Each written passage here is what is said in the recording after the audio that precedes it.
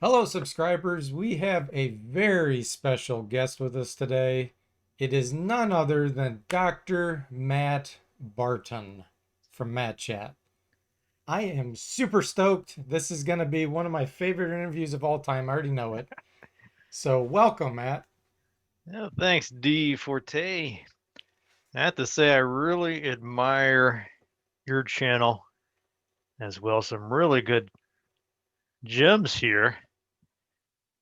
You're doing a lot of really cool stuff. Well, thank you. Slumber Party. I gotta admit, I'm curious about Wizardry 6 Slumber Party with a couple of ladies. I don't know what that is. Yeah, you'll have to go watch that one later. It's pretty There's funny. Pool of Radiance. Yeah, a lot of good stuff. So yeah, I'm honored to be here. Obviously, a host of refined taste. I am the one that's honored, and I've had multiple people asking me on the channel to, hey, you need to interview Matt Barton. Try to get Matt Barton. I'm like, I don't Yeah, know. what's up with that guy? He's pretty big time. I don't know if he'll settle for an interview from an amateur like me, but I'll try. So thanks again. I really appreciate you being here. Why did you choose Matt Chat as your YouTube alias? Why did I choose that? I don't think any thought went into that at all. Yeah, that's the problem. This wasn't, Matchat was far from like a well-planned thing. It was almost like a little experiment, just a one-off thing I tried one day, and like this is kind of fun. I might make a couple more of these. And I don't know. I guess you probably can relate to this. You just kind of keep plodding along. You don't really know why you're doing it. I mean, really, when I started, I had maybe a couple people would comment, very few views. I didn't think it was ever going to amount to anything. So I just kind of came up with that name. It rhymes, semi catchy. If I if I had Yeah. any idea, I'd be doing it like 10 years later. I would have put more thought. Well, you're like, what am I going to change the name now? It just doesn't really make Right. sense. It's No. almost like even though I do have a constant problem with other mats, oh, I got an idea for a channel. I'm going to call it Mat Chat. See? Uh, There's like about 7 different Mat Chats, but thankfully I'm the biggest Mat Chatter, so awesome. maybe people searching for their videos will come across mine. So we gotta look at it. It's a Yeah, that's win-win. right. Awesome. Yeah, I noticed that the first video you had created was back in 2009, Oh and yeah, it was about 40 years ago, I guess. it was a pool of radiance. It looked like Yeah, you were back then we playing. had to access YouTube on an Etch a Sketch to get it. That Yeah, was 2009. Yeah. So how many years ago was that? about 11 years, almost 12. Yeah, 11 years ago. Does it have the date of the when it actually went up? Yeah, February 20th. Oh boy. Yeah, Pool of Radiance. What a Yeah, this great, is. great game. Oh, I love that game. That's really the game that got me started on this quest. I'm still on, I guess, 11 years. Well, a lot further back than that. Yeah, the code wheel. Yeah, so you play a lot of Pool of Radiance as well. Yep, absolutely. It's one of the classics. We'll get to all the game stuff later, so but yeah, I just wanted to give a quick overview to anybody that may not be familiar with you, which if you're not familiar with Matchat, what are you doing? Come on, get over there. Well, just keep going, because it might take 11 years or so, but eventually you'll build up a audience. I'm just talking to folks that might be thinking about starting up a channel, but I can never get enough of these types of videos. I think a lot of us enjoy. If you're like me, you grew up kind of I grew up out in the country. There was nobody with a computer around me. There's nobody to talk to about any of this stuff. So I was really excited when the internet became a big thing and there were these discussion boards and YouTube and like now I get to meet all these people that, oh yeah, I love Pool of Radiance. I'm like, you've heard of this game? That's just I mean that's exciting enough. That's really the fun for me is the posting something and reading the comments and interacting with people. Awesome. Yeah. All right. So the next question is, what year were you born? And if you don't want to give a specific year, just what decade? I am 39 for life now. I was born in, you remember Jack Benny? Yes. Yeah, I've often thought about adopting his. He always just said he was 39. Yep.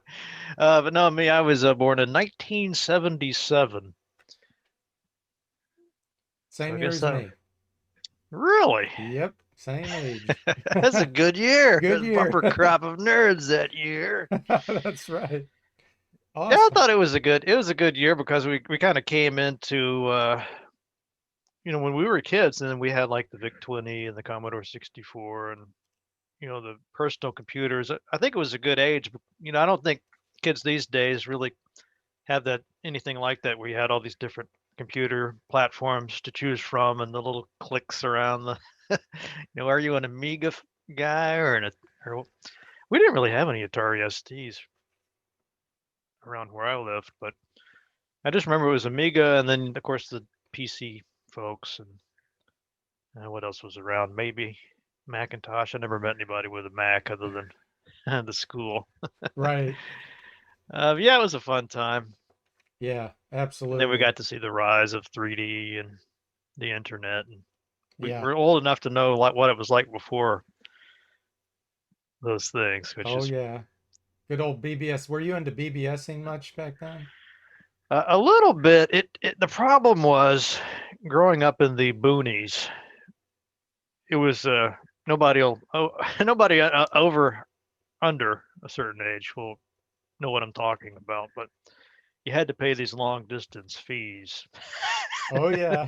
So even if the BBS was free, you're screwed because you got to pay these enormous fees. So yeah, I was I didn't live in a big city. I wouldn't have wanted that. I'm fine being out in the country, but yeah, I kind of missed out. There were a few on 1-800 numbers. I don't really know how they work that to this day, but I would play around with those a little bit. And I briefly talked to the computer store owner here or there in Winfield, Louisiana, to run his BBS again. He's like, "Well, nobody's ever using it." I'm like, "Well, I want to use it." I guess he felt sorry for me. I don't know, but he set it back up again so I could dial in and like, Nice. uh, yeah, he was a good guy. I guess he's still around. I should probably look him up. But yeah, Legend of the Red Dragon. He had that on his computer and a couple of these early BBS games.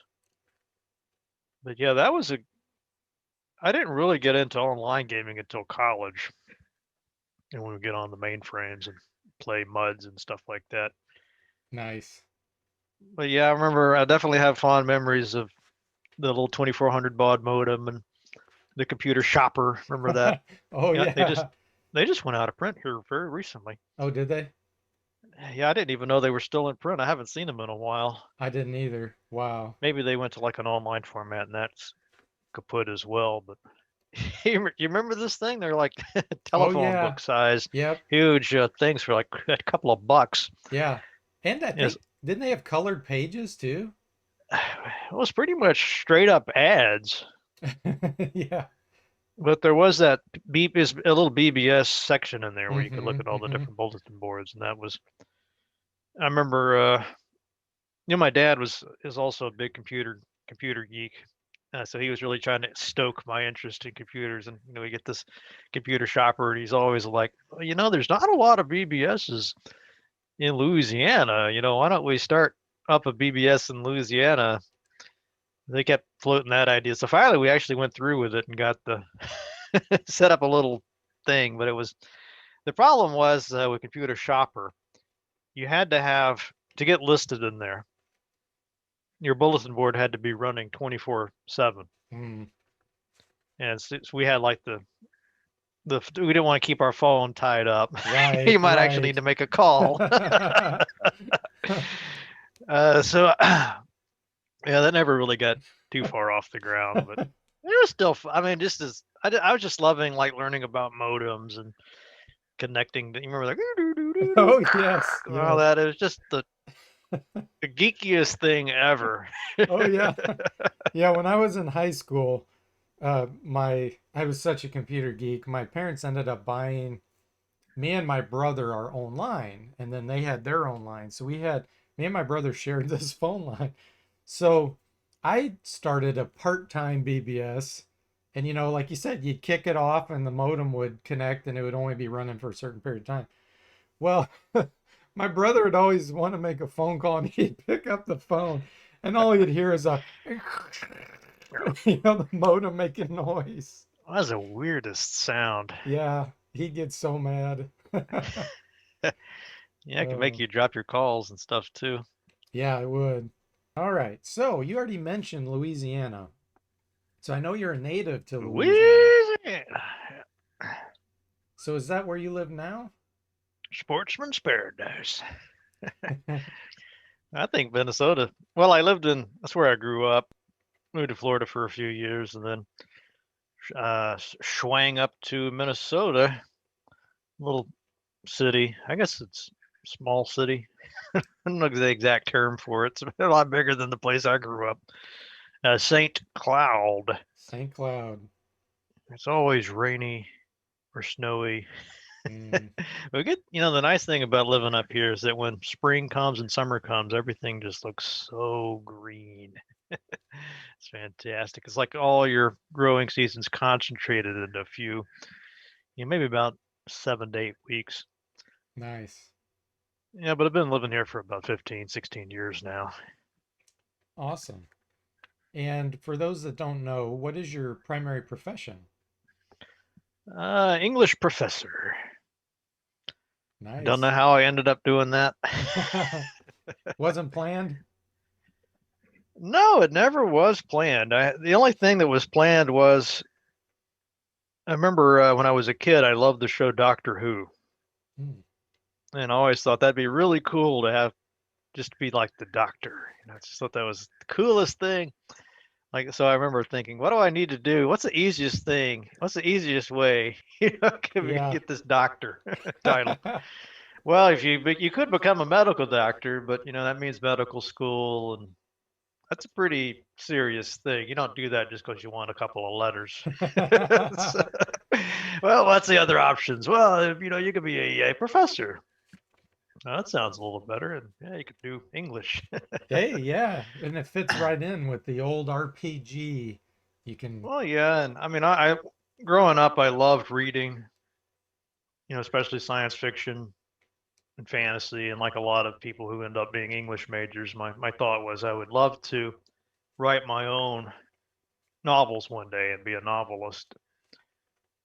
But somewhere along the line, I think I was maybe thinking about a master's program, and one of the professors, and by that point, I had talked to some professional authors and novelists, and they basically told me there's no chance in hell. No matter, you could be extremely talented, but it's just not the same as it was back when we were coming up in the 50s and 60s. You remember talking, I didn't talk to them personally, but I just heard them. I went to a talk where they were talking to an audience. Piers Anthony, Harry Harrison, Ray Bradbury, several of these big, my heroes, yeah. absolutely. And they were all saying that, it's just too tough. But I had another professor, one of my English professors kept saying, look, you don't necessarily, I mean, what do you really want? Do you really want, is it important that it be a novel? Or would you be okay with just writing books and seeing your name on the spine of a book?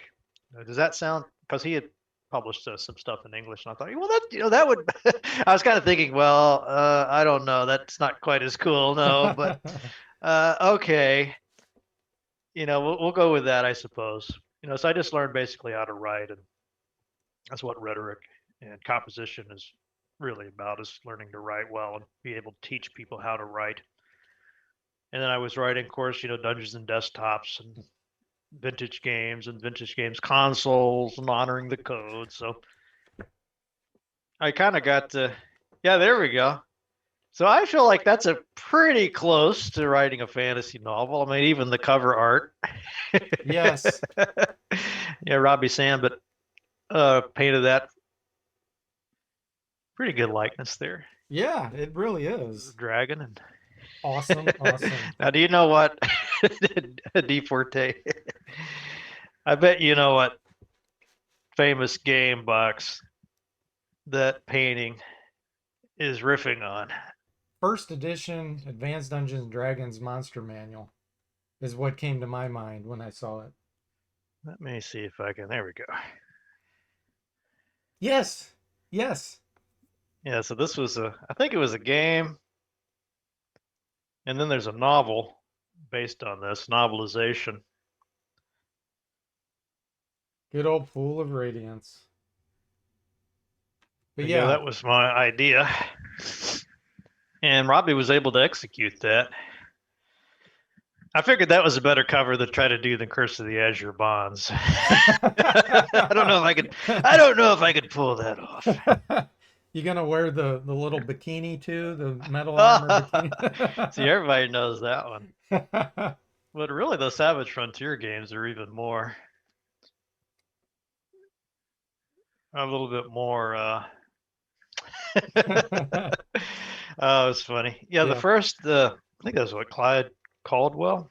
But for the first Dungeons and Desktops book, I wanted to get one of his paintings. And of course, my original thought was, let's get him to paint something. This is how the hubris. Oh, let's get him to paint something just for this book. And he's like, I don't think you could afford that.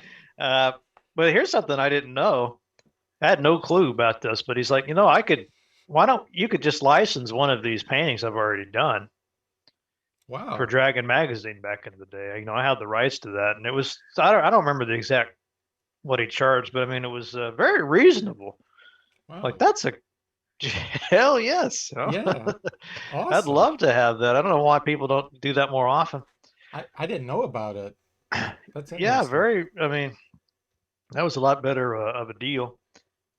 I'd still like to have an original painting, sure, Oh, sure, sure. but the funny thing was he kept. I said, I have it.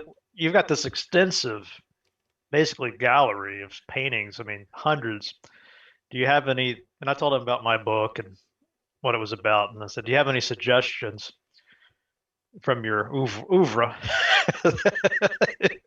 He's like, oh yes, I've got some great ideas for you. And he kept sending me these paintings that were very, I don't want to say like R-rated, but Mm. pretty, shall we say, sexy. Uh-huh. It's like this'll pop. This will get people will notice the book. And I'm like, yeah, but they might think it's like some kind of who knows. Well, it's like those video games, right? Yeah, I don't think that's gonna work. And I got the publisher was also like, this might people might get the wrong idea. Well, let's Awesome. just say that Curse of the Azure Bonds painting. I mean, that's like G-rated compared to some of this stuff. And, I Wow. mean, like I say, it wasn't like anything that would technically not be safe for work, but it's kind of like that mechanics calendar. If you know what I'm talking Right. about, Oh that yeah. level. Oh yeah. Go to any auto shop and you see those calendars. Any auto shop, there that. Um, but he had this painting of the dragon guy flying on the dragon. I thought that's pretty cool. Let's go with that. And I think that was a good choice because of that blue. That blue really Yes. pops, and then you look at it, and it's a really good painting. But of course, I prefer Robbie's because it's me. Right, right. It's a good profession to go into, being a professor, especially of English. If you don't really have a firm idea of, if you don't like just one thing, because you could basically study whatever you like Hmm. and call it rhetoric, or call it cultural studies or pop culture studies. So you're going to be teaching some basic writing kind of classes, but usually if you play your cards right, that you can also be teaching some basically fun courses. Like Nice. I teach courses about video games. I've got some about The Walking Dead, Oh, awesome. zombies. I mean, people are always like, "What's the academic value, and how's that going to help you get a job?" I don't know. If you're worried about a job, you shouldn't even be here, right? There's Yeah, go listen to Mike Rowe. He'll tell you the truth about this. Uh, but yeah, it's pretty flexible. You can have some fun with it. I kind of like thinking that maybe I'm having a little bit of an impact on some of these kids, and of they course. might want to. Every now and then I'll hear back from one, and they're like, "Oh yeah, I went and studied video games, and now I'm teaching over here. I'm doing this summer program, or whatever it is, or Awesome. I decided to become a zombie." I haven't heard that. Have you ever had anyone that knew about you, your YouTube channel, and then it came to your class and learned from you that way? Do most of your students find out that you have a YouTube channel, or is it usually you keep it separate from your? I pretty much, I used to be a little bit more shy about it. But now that I don't really care, I'm like, yeah, I do this Matchat thing, and it's got however many subscribers to it. Uh, but yeah, I don't really get too many. I mean, my original thought was, what if somebody watches some of my goofier videos and like destroys all my, professorial ethos? But that never really happens. Yeah, every now and then I'll get somebody that'll come up and be like, "Yeah, well, I watched your Matchat videos," but the truth is, there's so few people of that age that have ever heard of any of these games. So if you're not doing like Nintendo classics or Sega, I don't even those some of those might be beyond some of these folks. But yeah, certainly if you're outside of the realms of like AAA modern games, or you're doing like Nintendo classics and things of that sort, they don't know any of this stuff. Uh, so I don't really have that. I don't really have too many students coming up to me with that. Yeah, I always thought it'd be weird to be sort of a mini celebrity. Yeah. Or Well, does that ever happen to you? You're walking around, and it's like, "Hey, you're oh that gosh, guy no. from No. DFortae. I recognize you." No. Absolutely not. But with you, especially in the gaming community, in the retro gaming world, so many people know about you. But I guess when you stop and think about the overall population, You know and what terrifies me, DFortae? what's that? I've thought about going. I've only been once to the GDC. Mm.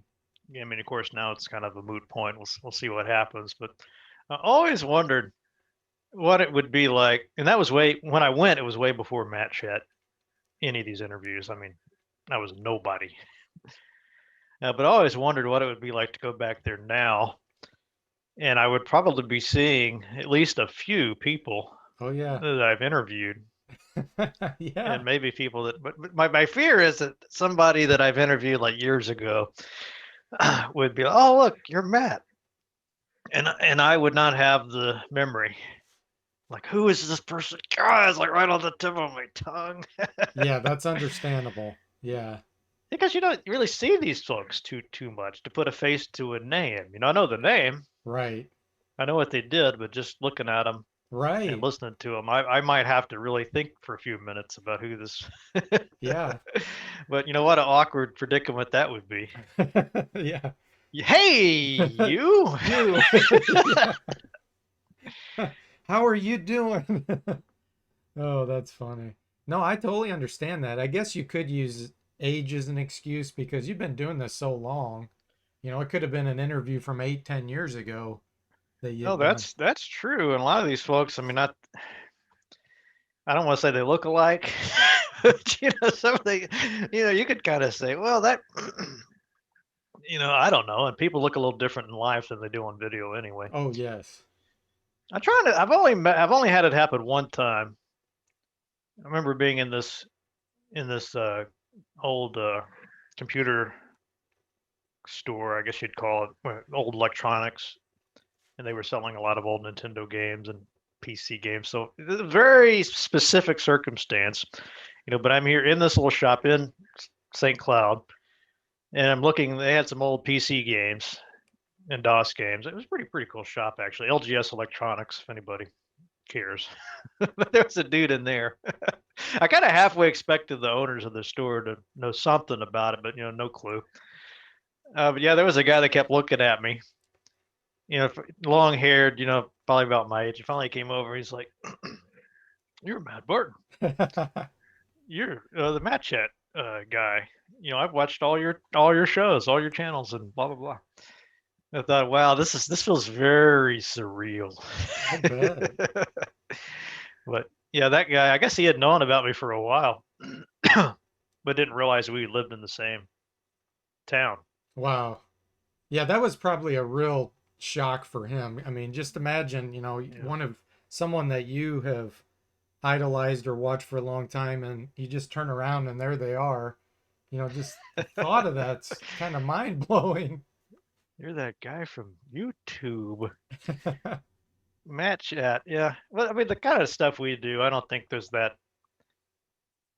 If we were doing something, if we were like TV stars or something, that's a different kind of relationship to fans that we Right, have with YouTube, where it's just we're not putting ourselves up as some kind of star. right, Like right. I'm just a dude. You want to come up talk about games? We'll talk. That's what's awesome, though. That's what's awesome Yeah, about you is, yeah, you're very super friendly, so laid back, and yeah, that's a good segue to the next. it's Uh, all a facade. It's all just to lure people into my basement dungeon where we have them fight rats for my enjoyment. Oh, perfect. That's the perfect segue for me there. Rats. So tell me, Mm. where is the obsession with rats? Where'd that come from? God, I just hate those little. Mm. It's just a creature that deserves maximum pain and mayhem and vengeance. I mean, the way they look at you. You ever notice that? Especially, I mean, these game developers, they know what I'm talking about. They have that connection to rats, and they're clued into the evil. I just this nefarious nature of the beast. I don't know who doesn't want to kill rats. I saw a little cartoon the other day, and they're like, some new game developers come into the studio, and I guess the boss is there, probably somebody like Fargo, and he's like asking, can y'all design me a monster for an RPG? I'm like, oh, we got a great idea. It's like months later, oh, we got this great idea, rats. Like perfect. I mean, Yeah. who? It's.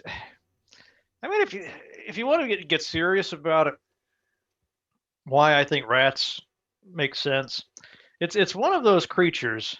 It's sort of small, it's sort of puny, and yet it's scary. I mean, in real life, I mean, no Yeah. joking around. If you go into your basement, your cellar, and you see a mouse, not even a rat, but even a mouse scurry by, you're like, "What was that? Yeah. What was that?" Yeah.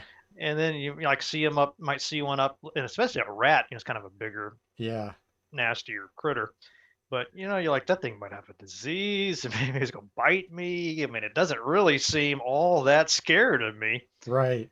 Right. It's the jokes where the lady, the housewife, is like, ah, jumps up on a chair. I'm like, that's me. Yeah. Ah, I mean, it's not.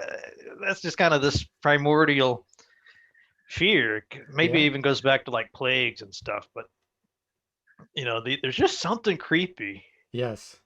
about these creatures, and yet rationally, you're like, it's just a small little thing. It's not much bigger than a bug. I mean, it's not even the size of a cat. I mean, it's really small. I shouldn't be scared of this. Right. I should be the man enough to like dispatch the critter. But like the speed of them is like it's Yes. inhuman speed. Yes. So yeah, it's like this creature that you feel like I'm kind of a wimp. I shouldn't be so wimpy. I should be able just to walk in there and not be afraid of this rat or mouse or whatever. And yet, just somewhere, you can muster up the courage to do it. Yeah. So I just think that's perfect for RPGs because that's like the level one. Yes. It's like this is not really a serious threat. It's really that mind game. Yes. It's are you gonna jump up on the chair or not refuse to go down there and have to call somebody to Right. come in and take care of it, or are you going to be that guy that's the one that they call? Right. Hey, come take care of. We got a rat down here. Can you take care of it? Oh, oh well, yes, yes, I will take care of that for you, little man. You know, because I'm the, I'm the hero of this story. It's that kind of. I think that's probably where it comes from. Being able to master that little fear, and then, of course, once you've done that, you've proven yourself, and that's the first step. But at the same time, it's like you didn't really do much. You just killed a little rat, a little mouse.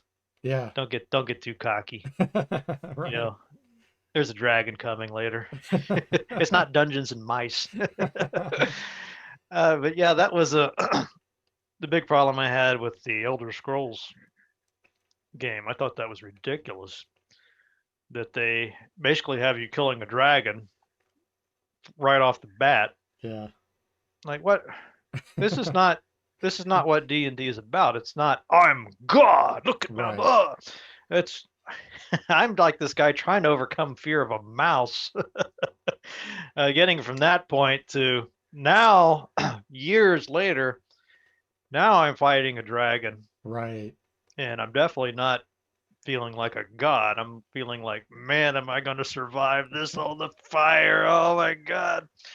Yeah. Uh, I don't know, but then then again, that game is explosively popular. Right. And other than people like us who's playing Pool of Radiance, and I don't even think that has rats in it. Yeah, I think you're right. I don't remember a rat in Pool of Radiance. And I Huh. would remember, Yeah, you but would. Ultima definitely has them. Yes. I'm pretty sure Wizardry. Yes. I'm trying to think now. I'm kind of thinking back to Yeah. these. Wizardry Wizardry 6 and 7 definitely has rats. I'm trying to think. 8 has rats. Well, 5, Bard's I'm the not Bard's Tale sure. remake has a really epic rat battle Oh, right at the start. Not the new remake. The what do you call that the one? The weird trilogy? one, the PlayStation one. The trilogy where they No, re not the one that's like a third person console game. Are you It's talking like about the like the 2000 something four, I Oh think. yeah, yeah, the one that's kind of more of a comedy and it's its own universe. It's totally different. Yeah, a lot of people don't like a lot of the Bard's Tale classic fans of the classic games don't really like that one too much. And Yeah. Fargo still raves about it. It wasn't too popular, but I could see what they were doing there, Yeah. and I think if you go back and play it, and just put aside the negative stuff, and just if you just play it, and don't try to keep comparing it to like Bard's Tale, but if you just let it be its own thing, I think there's some potential there. I need to go back and play that one. That'd be a fun video. I That would be. have to Yeah. do a Matchat on.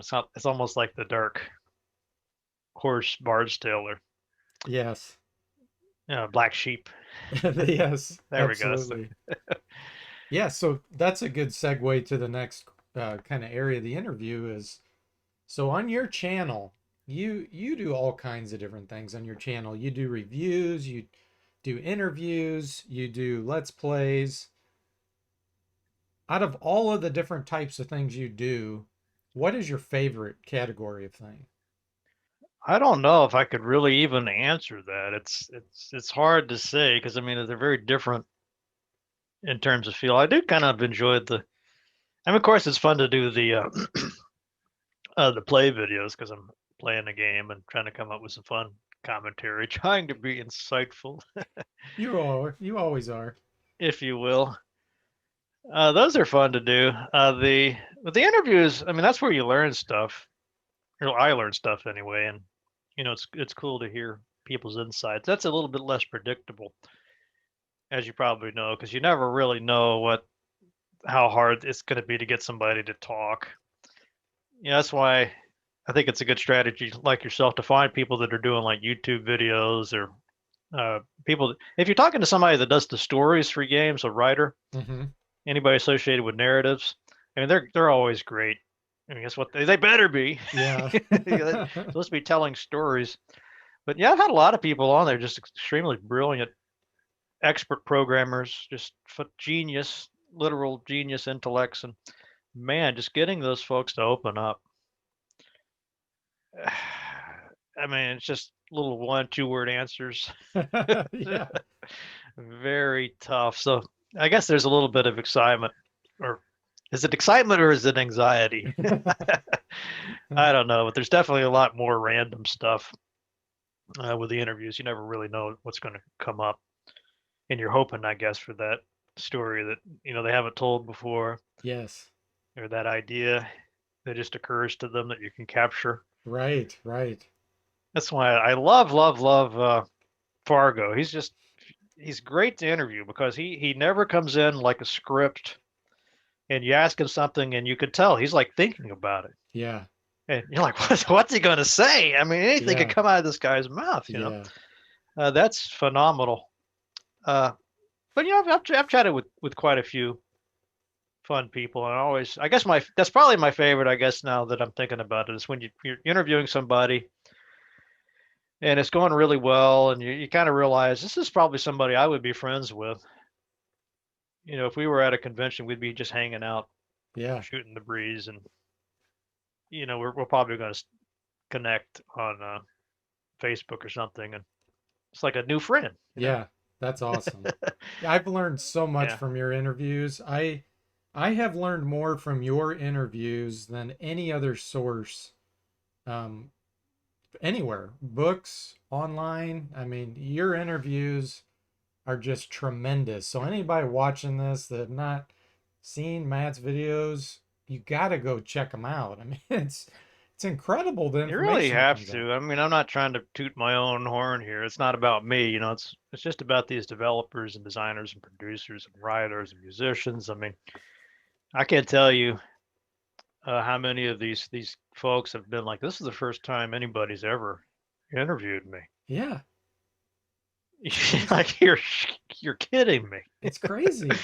Really? Nobody has, like nobody cares about this stuff.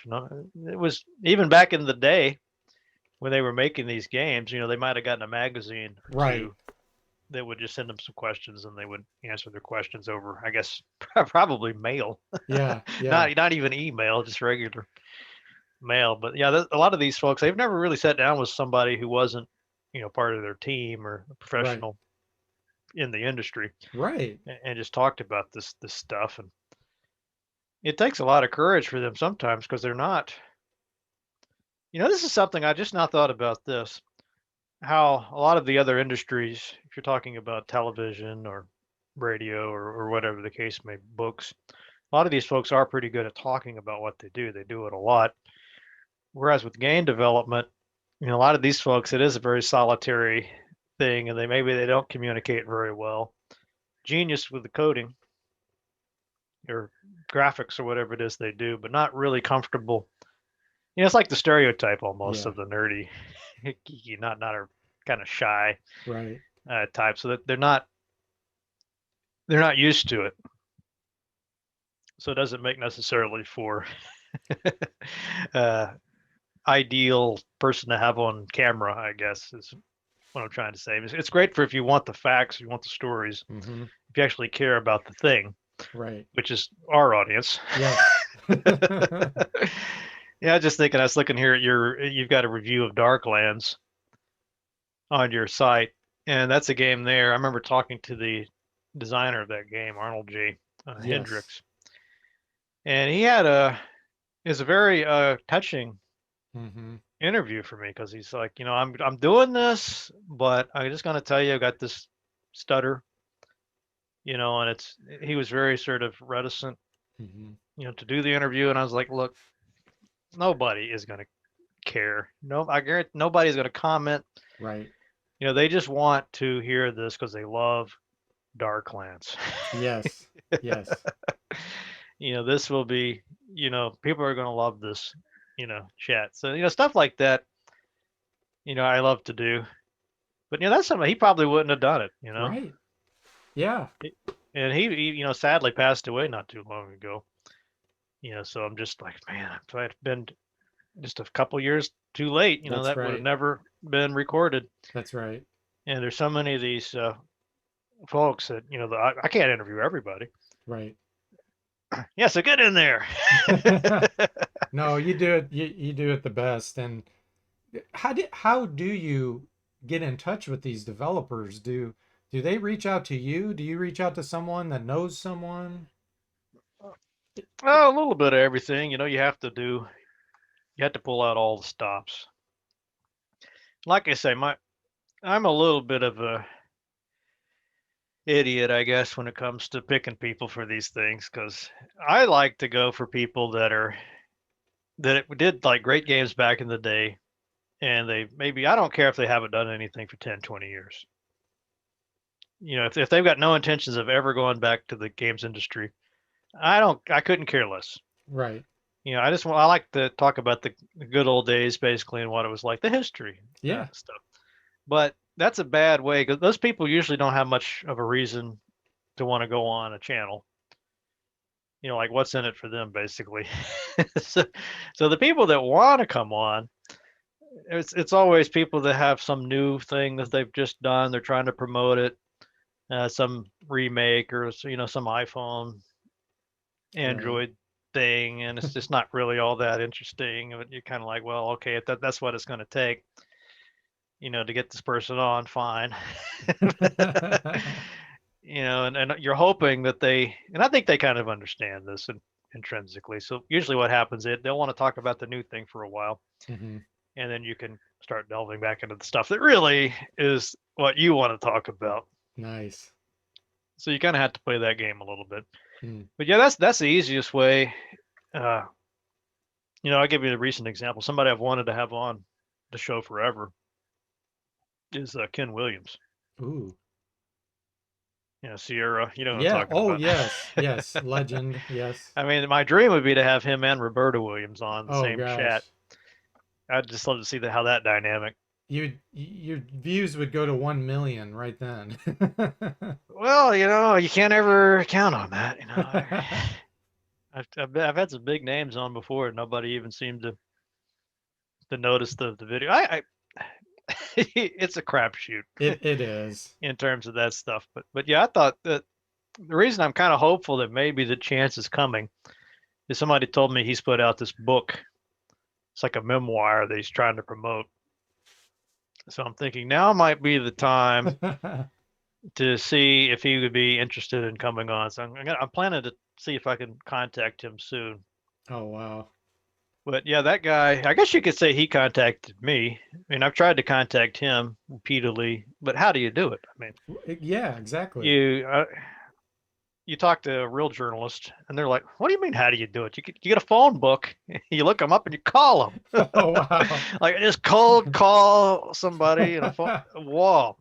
Yeah, well, how many Ken Williams can there be? Where does he live? Just I'm not real comfortable with that.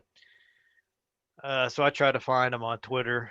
Mm. Seems to be one of the best ways. But what I was on Facebook the other day, and it was like, you have a new friend request, and it was him, Ken Williams. Wow. And what I'm wondering is maybe I don't know, why did he do it? Maybe he's trying to create a channel, I guess, for me to contact him and see if he wants to be on. Wow.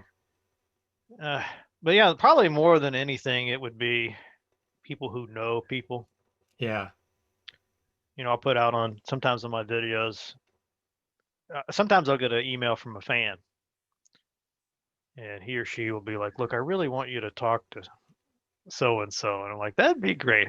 You just give me the email, and I will contact them."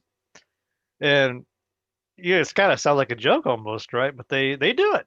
They'll Nice. find the person somehow, and then they will. I think coming from a fan instead of me Mm-hmm. makes a big difference because they're like, wow, this, they want me to come on this show, and it's obviously got an audience because who's this, this person, Right. so it's not. I think that's a little more effective than just some random dude. Hey, I got this show. Yeah. It's if you're using your network, basically, let your fans, do some of the legwork for you. Wow. It's Brilliant. pretty, yeah. Brilliant. So that being said, when are you going to get Michael Cranford or D.W. Bradley? Cranford. Wow, that'd be an interesting one. I've seen Cranford give lectures, and I think he would be an amazing person to interview. And if we I had ever well, tried he's or kind not. of a controversial figure. He is. You know, that whole holding the disc hostage Yes. see scenario, and there's some bad blood between him and some of the other developers there at Interplay. I don't know. Wasn't he like an old high school chum of Brian Yes. Fargo? So I don't know what's all happened there. Yeah, that would definitely be an interesting one. You'd probably want to make sure you had the full clearance. Yes. In case later he's like, "Oh, take that part out." Bradley, somebody, man, I've been trying to get him on forever. Have you? Yeah. Hey, do you He know that him? Oh gosh. I would love to have him on though, because he just totally revitalized that Wizardry series, and that was Yes. a series that had just held on to the formula forever. Yes. So I just would love to hear what went on behind the scenes with what was the one before Bane? Heart of the Oh, Maelstrom. yeah, Heart of the Maelstrom, Wizardry 5. Yeah, my understanding was that was like the transition to where it gets to be really sort of his baby. Yes. I remember having Brenda Romero on, and she knew him, and she talked about how wonderful he is, and just such a good mentor, and Yes. really creative guy. So I'm just like, oh, I want to talk to him. I know. That was one of my favorite interviews you did was with her, and so And much she's information fantastic. came out.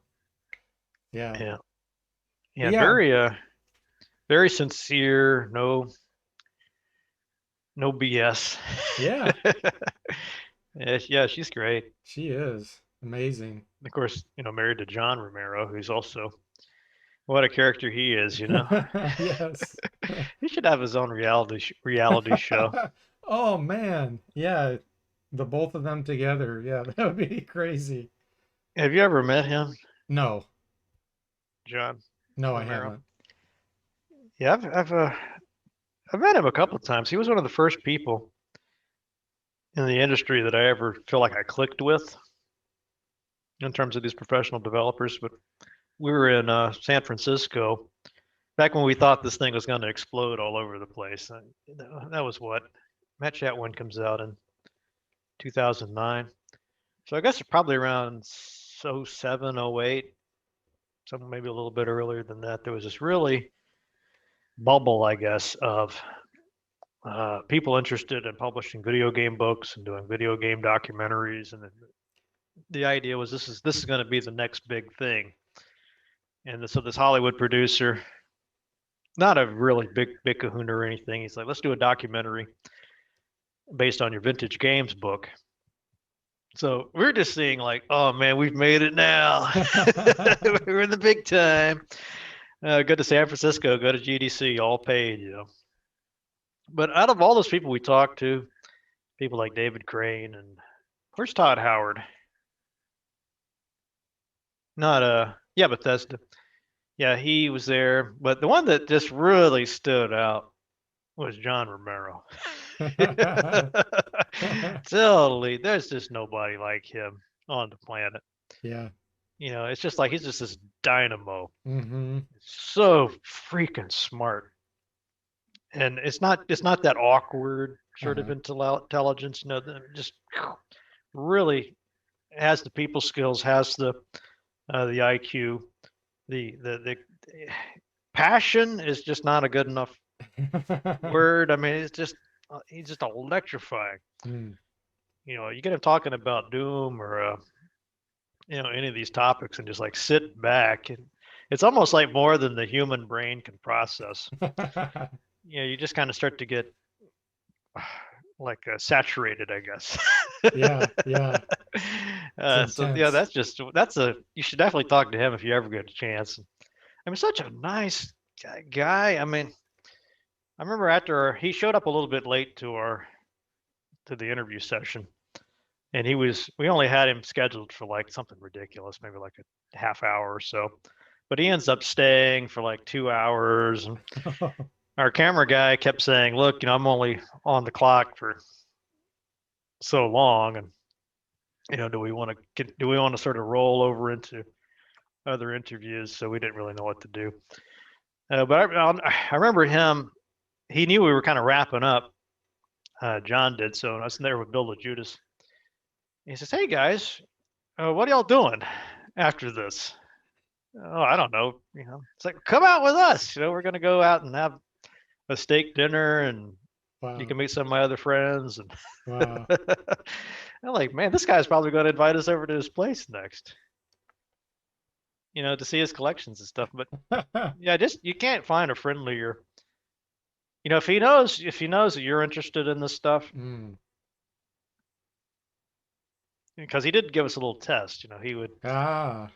He would ask us little quiz trivia questions to see what we knew. And Uh-huh.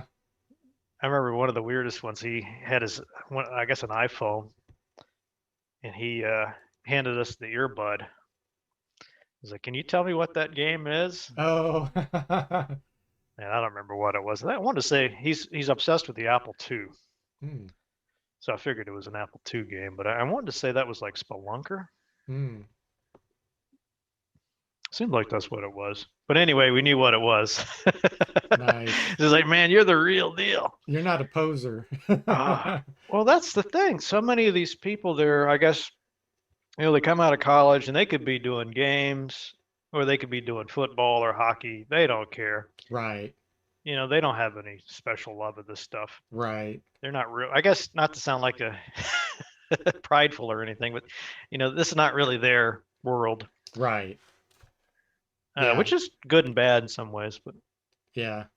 but The if anybody watching this show, I'm sure if you ever saw John Romero at GDC or something and went up and just started talking to him, he'd be happy to talk to you. Yeah, that's awesome.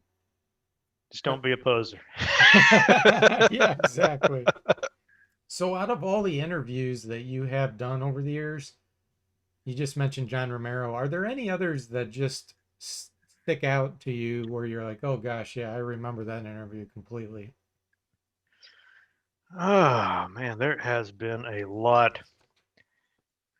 Some of the ones the Stuart Chaffee one was really fun for me because I grew up watching him Yes. on Computer Chronicles, which, if you haven't ever heard of that show, folks, I think they're on YouTube or archive.org. Yes. But it's just man, the nostalgia. Oh yeah. But you're watching him, and Stuart was just as geeky as anybody here.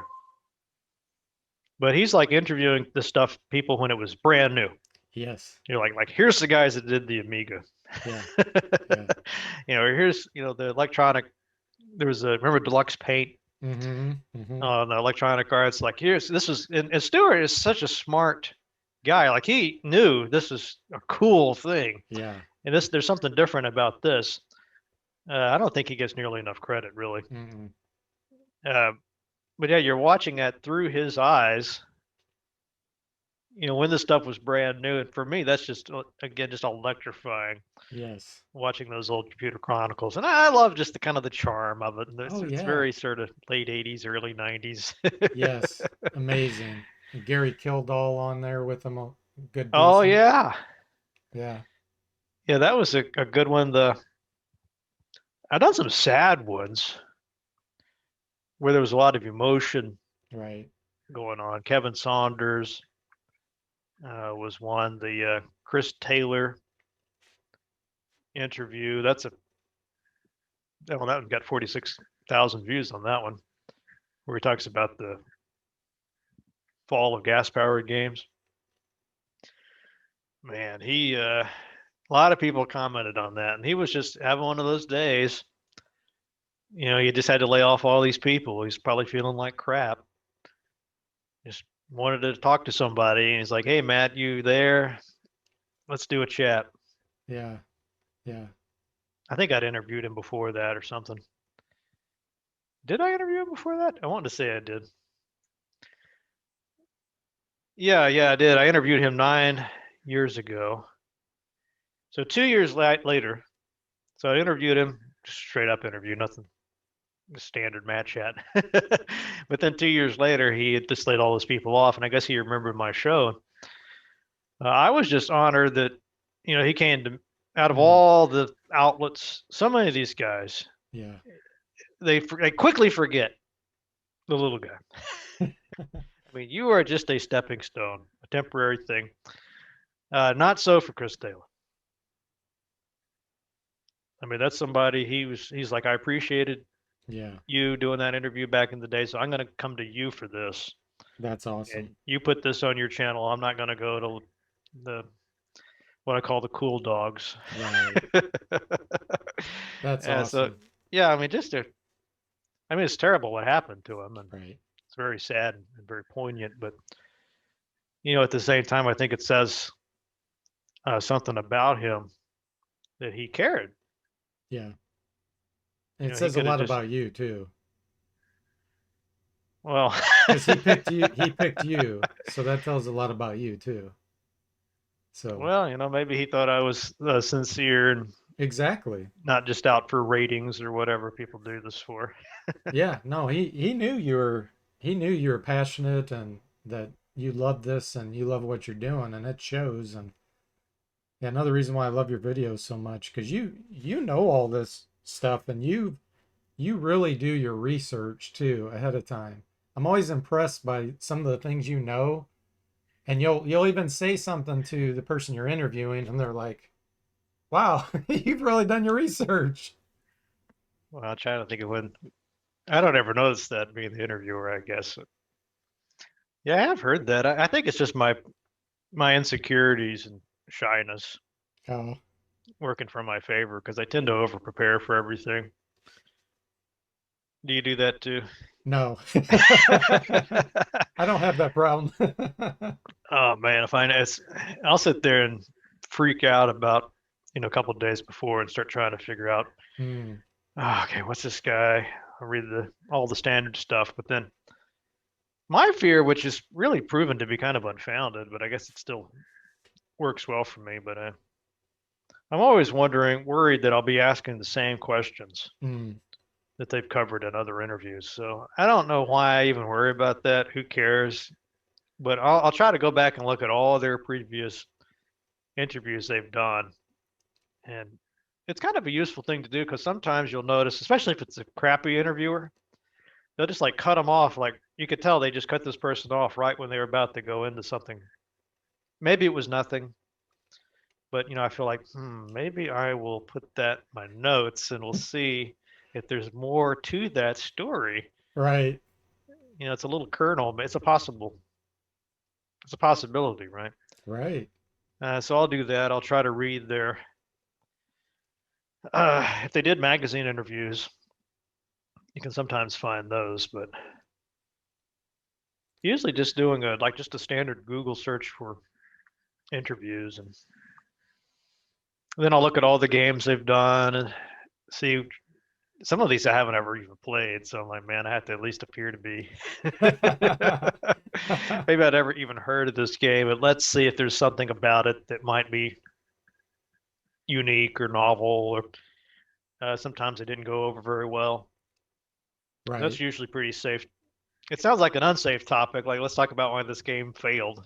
But usually that's where you get the juicy sort of stories. Well, let me tell you what happened with that. And, this guy in the office next to Yeah. mine, something like that. Yeah, But yeah, it's there have. usually a crazy story. Oh yeah. I mean, some of these folks are it's just absolutely insane what was Yeah. going on, especially like at the early days of Atari. Oh, I know. Um, Well, and earlier you had just brought up the Michael Cranford and Brian Fargo. oh yeah. There was there's a video I saw recently where Cranford was speaking. He was lecturing somewhere, and it was recent. It was like within the last year or two. And he told that whole story about what happened from his perspective. You got to send me a link to that because I don't. Will Oh wait, do. is this the classic game postmortem?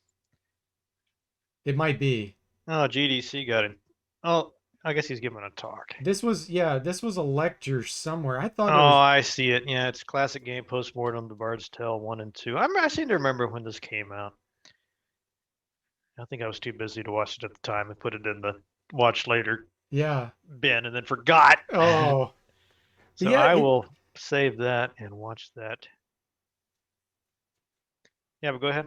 I was just gonna say the stories that these people have that nobody knows about.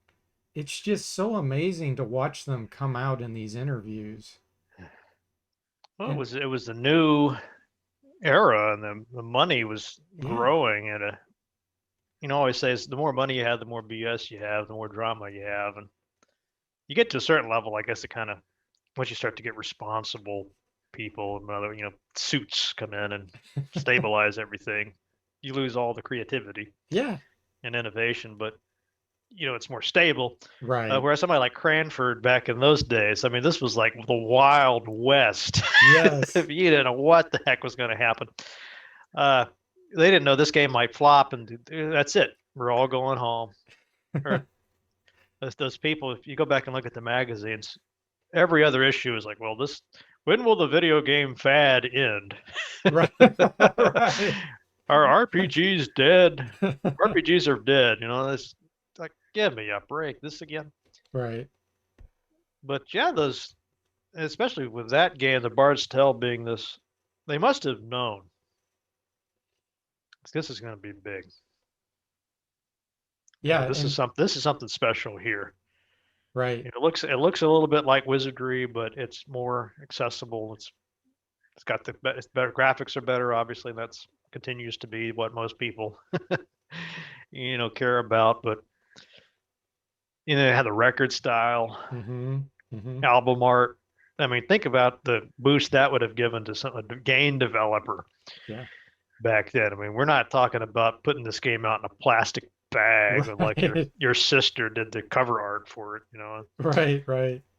This is going to be like a record. Mm-hmm. So you're going to be like the next, I don't know, George Harrison or Yeah. whoever. I just remember that box. I still have the original 1 and 2 box. I just remember it would not fit on my shelf because it's so wide. It's so much wider than normal boxes. Well, the game scene back then, I would gladly trade that. I think that was a better scene because it's a lot like the movie Spinal Tap. Oh yeah. Because the game, these were not like hundreds and hundreds of people on these teams like Right. it is now. I mean, it's basically a little rock band. It's like a little band, maybe sometimes as few as just two or three, sometimes even just one person. But Mm-hmm. by this point, you got four, probably three or four people that really had a lot to do with it, and then all the sort of support staff around. But I think it was kind of like that drama, and they're Yeah. spending all this time. It's like those guys on the tour bus. You get sick of each other. Here it is, these guys in a small studio somewhere, just day after day. The Cheetos, the cheeseburgers, the pizzas, Yeah. the Mountain Yeah. Dew. Can you take that for months on end, not even knowing if this is going to go somewhere? Right. Is this just going to be a total flop? Right. Is this the next? Is this thing going to make millions? And we're going to. I mean, think about id Software, right? Yeah. Those guys. That was kind of the last gasp of that era, I think. Yeah. Yeah, to go from a bunch of really geeky, nerdy, never had a penny kind of guys to driving around in Lamborghinis. Yeah. Yeah. I mean, tell me that's not like a rock band, a rock star story. Yeah. That's crazy. It's so cool. It makes me kind of envious that I wasn't just a little bit older, that I could have actually participated maybe in development. But Oh man, I know what you mean, DeForte. I was living in Louisiana, unbeknownst to me. These id is there in Shreveport, oh wow. less than about I think probably less than an hour away. These guys doing I think at that point they were. maybe doing the Wolfenstein, Hmm. maybe Doom. I don't know how long they were there at Shreveport, but that to this, yeah, I know exactly that feeling. Like, man, if I had just known, I could have just dropped everything and been Yeah. like, I will sweep the floor. What you guys want pizza? I'll go get the pizzas. Whatever. Just let me be part of this. Right. Yeah, a lot of these folks did. They, especially the ones kind of following after that first wave. They might be. Um, it's almost like the cliche story now of, well, I was doing like level design, or I was doing the item descriptions or something, working on the manual, and it seems like the typical story. I don't know what happened. Were people just getting tired of like doing all the work? Like, oh, you seem to be pretty good with verbs. Come and design this dungeon for this game we're working on. And it was sink or swim. You either had it or you didn't, right? And I was just talking about this on Twitter the other day. Like, what do you really need to get a job? Do they care about a college degree? That was the question. And pretty much the consensus was what's really, and what I've heard from countless publishers and hiring managers and whatever in the games industry is we need to see what you can do. If you have a portfolio, if you've done some work in the modding community, if you have a level or a dungeon, I would Mhm. say for us, laid out. If you even a story, it's just if it's complete. That's the thing. If you've done Mm. this thing and you've seen it all the way through, don't come to me with like I've got this idea for, Right. oh, take your ideas. We got we got ideas. But if you've got this little game, maybe you created in Unity or whatever it is. What's the little game development Yeah, there's like game RPG maker, maker. Yeah, game maker? yeah. Yeah, something like that. If you if it's a decent game, Hmm. we'll play it, and that'll make a lot more difference than a 4-year degree somewhere. Right. Which that's still pretty mind blowing if you think It about it. is. It is. Yeah, I would always tell that to people too that didn't get college degrees. I only have a bachelor's degree in computer science. So I got my foot in the door for with what I do, but people that don't have any kind of degree, I tell them, to be honest, the amount that I know based on my degree is like less than 1% compared to what I've learned either on my own or in a workplace. So Mhm. don't think that you can't do something just because you don't have that degree. The degree, for at least in my opinion, the undergrad degree, it was a lot just to make sure you have the drive Mhm. to complete it, to get the degree, because a lot of people give up, because it's hard, it's not easy.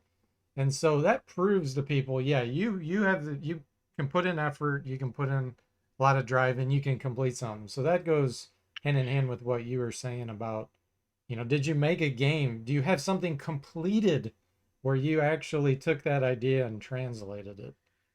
Yeah, I'll give you an example of this. That Twitter poll I did. That's my scientific Twitter poll. But I'd asked that question, how useful is the degree? And Trent Oster, who I've interviewed, he's Beamdog. He's a Beamdog CEO, so somebody that does hire people. So this isn't just some random person. This person does this. Mm-hmm. I tend to give those folks, a lot more credibility. Right. But according to him, let's see exactly what you're saying. He says for programming jobs, it is definitely a positive.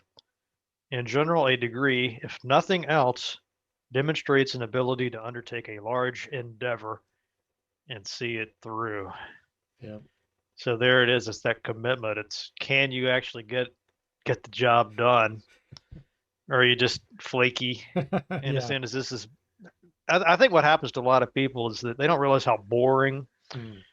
and tedious a lot of this gets. I mean, you got that initial flush when it's new and it's novel and you're making stuff, but that quickly descends into marathon bug sessions maybe, or like this just isn't working.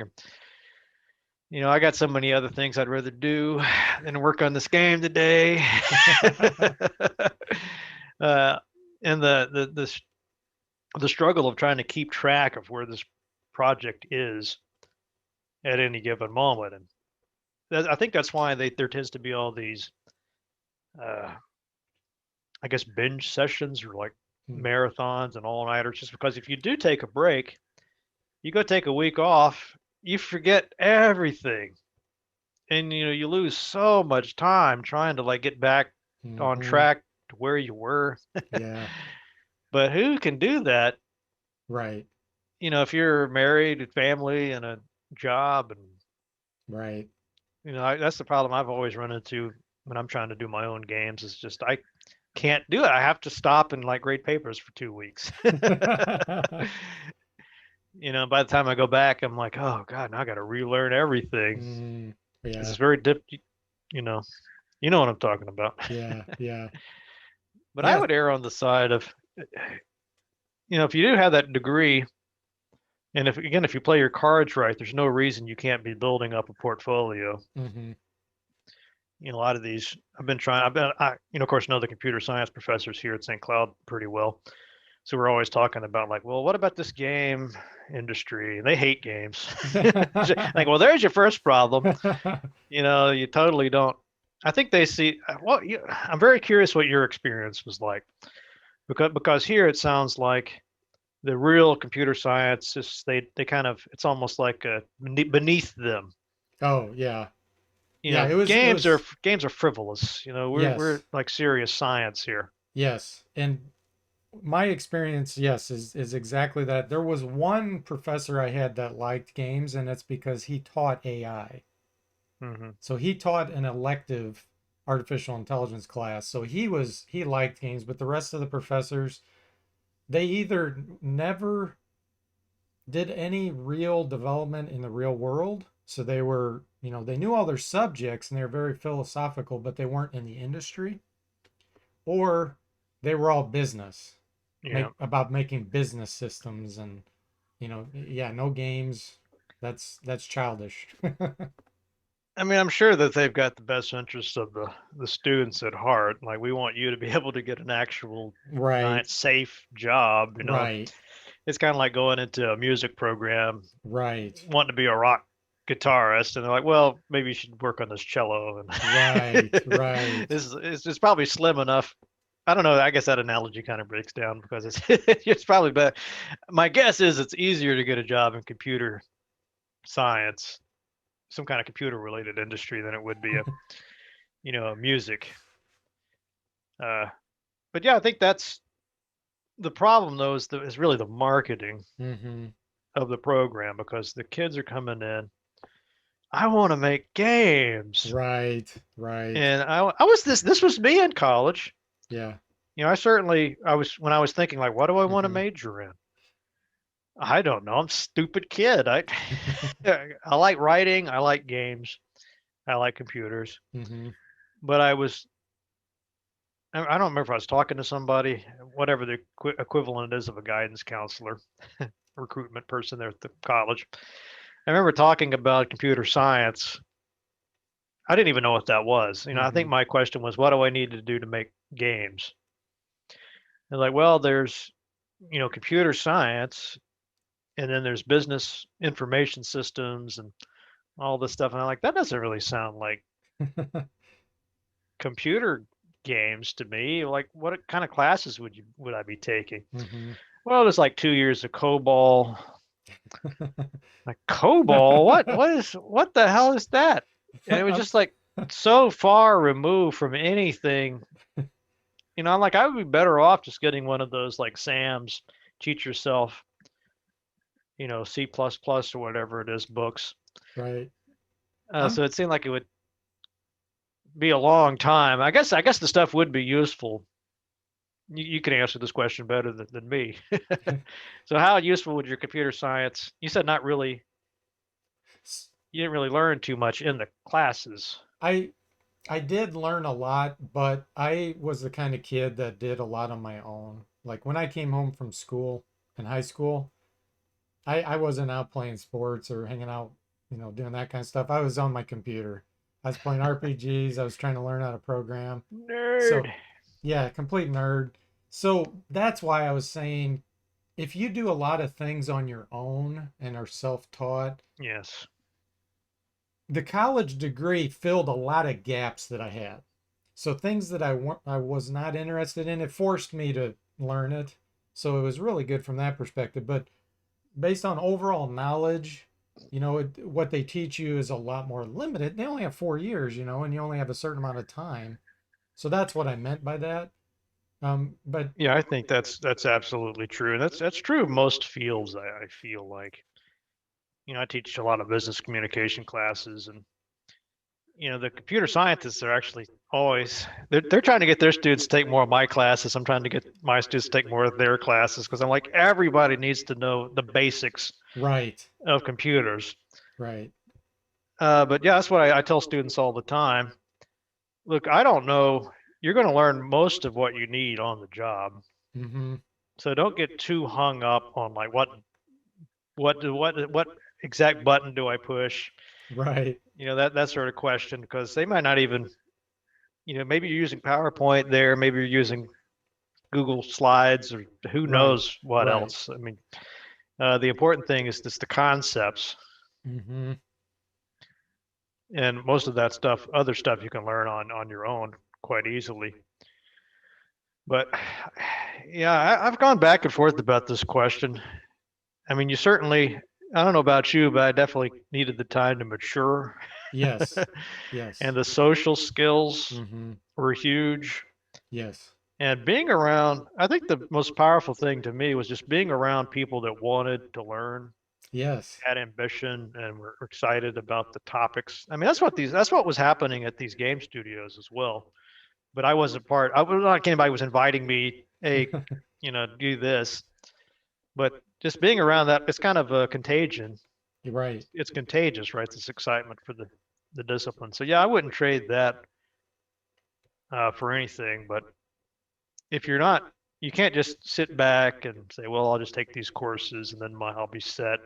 I Right, won't have to do anything other than follow instructions. right. So I know you have a website. Do I? Yes. Oh man, is that still up? Is that something you maintain regularly? MattBarton.net. Oh, I haven't even been. I'm kind of worried about. Is there anything there? Oh, Is it out oh of yeah, I date? remember this. Is that not official or is it just out of date? Oh, this is yeah, this was something I had worked on for a while. It just never seemed to go anywhere. That's the problem with YouTube, and I'm sure you can relate to this. People want to comment on YouTube. Right. And when I was doing this website, I kept saying, come here and make a comment instead, or in addition to that, and it just didn't really ever pan out. I mean, the truth is, the way YouTube is set up, you kind of have a page on YouTube that's decent enough. I mean, what do you want to do really? I mean, you can make comments and things there. There's certain advantages to having a website, I suppose, but it's just the people on YouTube that kind of like to stay in that universe, right? Right. They're not going to go to somebody's page. Oh my God, just a website. I'm not going to do that. Yeah. It's hard enough getting somebody to go to like Patreon and Right. Right. like, please, yes, it's a website. You do have to click on this website, and there's a lot of paranoid people that. I mean, paranoid is not even a good word because it's legitimate fear that somebody's going to hack their stuff, and Right. I don't want to suddenly see mysterious charges on my credit card. Right. So they just don't want to go to a website. I have it set to automatically post the latest video, Mm-hmm. and there is some cool stuff on here. There's some of the games I did back in the day, I guess. Yeah, that's what I was going to ask you about. I had noticed there were like 4 or 5 games on there, so you had created those yourself? Yeah, those are all done with one of them was done with Unity, really early version of Unity, but the other ones were that game maker, I think, Nice. game maker. Cool. Yeah, I was having a lot of fun with that. I've Awesome. been I've been working on this Unity thing for a long time now, but it's a little ambitious. It's going to take a long time Hmm. before that gets materializes. But I just kind of like, I guess maybe just talking to all these game developers, and they kept saying just having a little game that's playable and that Yeah, has a start, middle, and an end. right. That's better than that goes a lot further than just having great ideas and all this stuff. So, like, oh, what the hell? How hard can it be? I think this is would be useful for any aspiring game developer. Hmm. And I've heard advice. I've heard the same thing from so many producers. Like, don't start out. Don't make your portfolio project the role playing game. Right, It's going to kill you. right. It's too much. Don't. That's where you want to end up, but it's not where you Hmm. start. Right. Just something simple. A little shoot 'em up. A little simple level in a first person shooter. Yeah. Just something you can realistically get done in a few weeks or Hmm. months. Because you're still going to learn a hell of a lot of Right.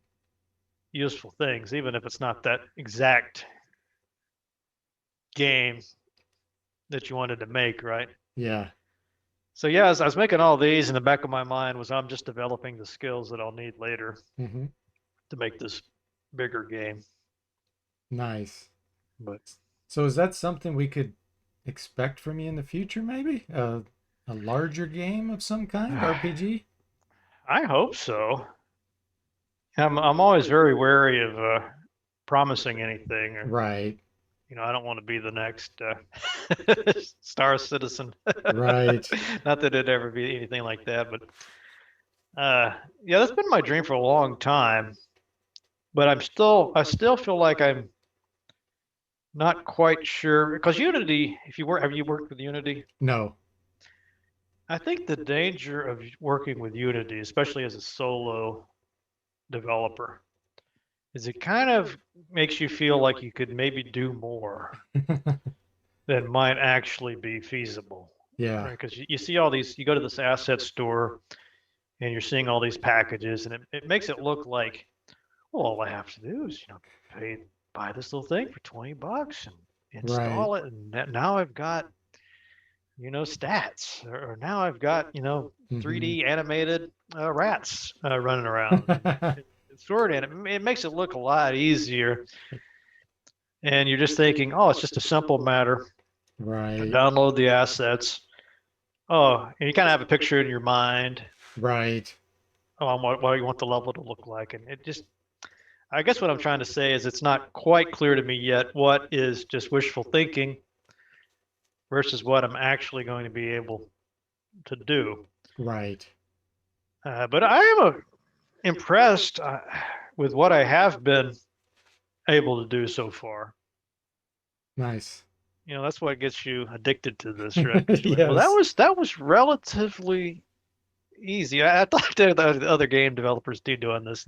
It's the same. They have the same experience. Like stuff that you thought was just going to be a nightmare and take like years and maybe would just not even be possible. Hmm. Like I did it in an afternoon. Right. I downloaded this thing and I looked online, found some tips, some suggestions, and there we go. Whereas something else that you think, man, that is so simple. Anybody, that you're not even budgeting any time for it. Just like that'll be, 10 minutes and we'll have. I remember the one that got me recent. If you care, I want to have a dialogue system, like every game does, Uh-huh. and I was thinking you would be scrolling your mouse up and down at the different options Hmm. for dialogue, and it wasn't really clear like what the mouse was hovering over. Uh-huh. It needs to be like a website where, like when you scroll over a link, it changes Right. color, kind of lights up. Yeah. So I was thinking that sounds easy. Oh my God. I was like days of just screaming at the computer. I just couldn't get anything anywhere close to that to work. And just I could go online and find like where somebody had done it, Uh-huh. and it'd just be this wall of gibberish. Like what the hell is going on? Surely I'm not the only, SOB Right, that has wanted this functionality. right. Just couldn't find anything, and I finally just sort of miraculously clutched it together somehow. Nice. That's right. And your experience, I've heard of others having the same type of experience, and you're always going to have that with certain frameworks.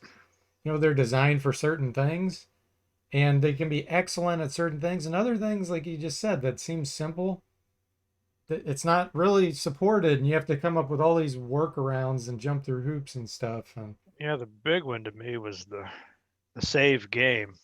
hmm.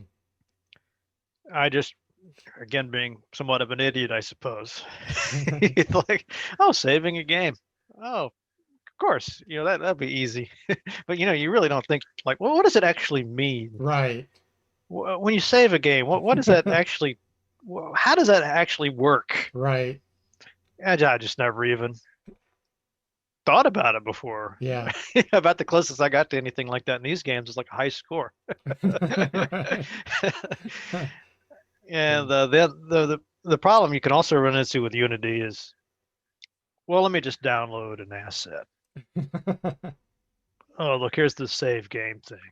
Oh, well, it's $100. Oh, that's Yeah. Yeah. steep, but okay. It'll save me time. It's Mhm. professionally done.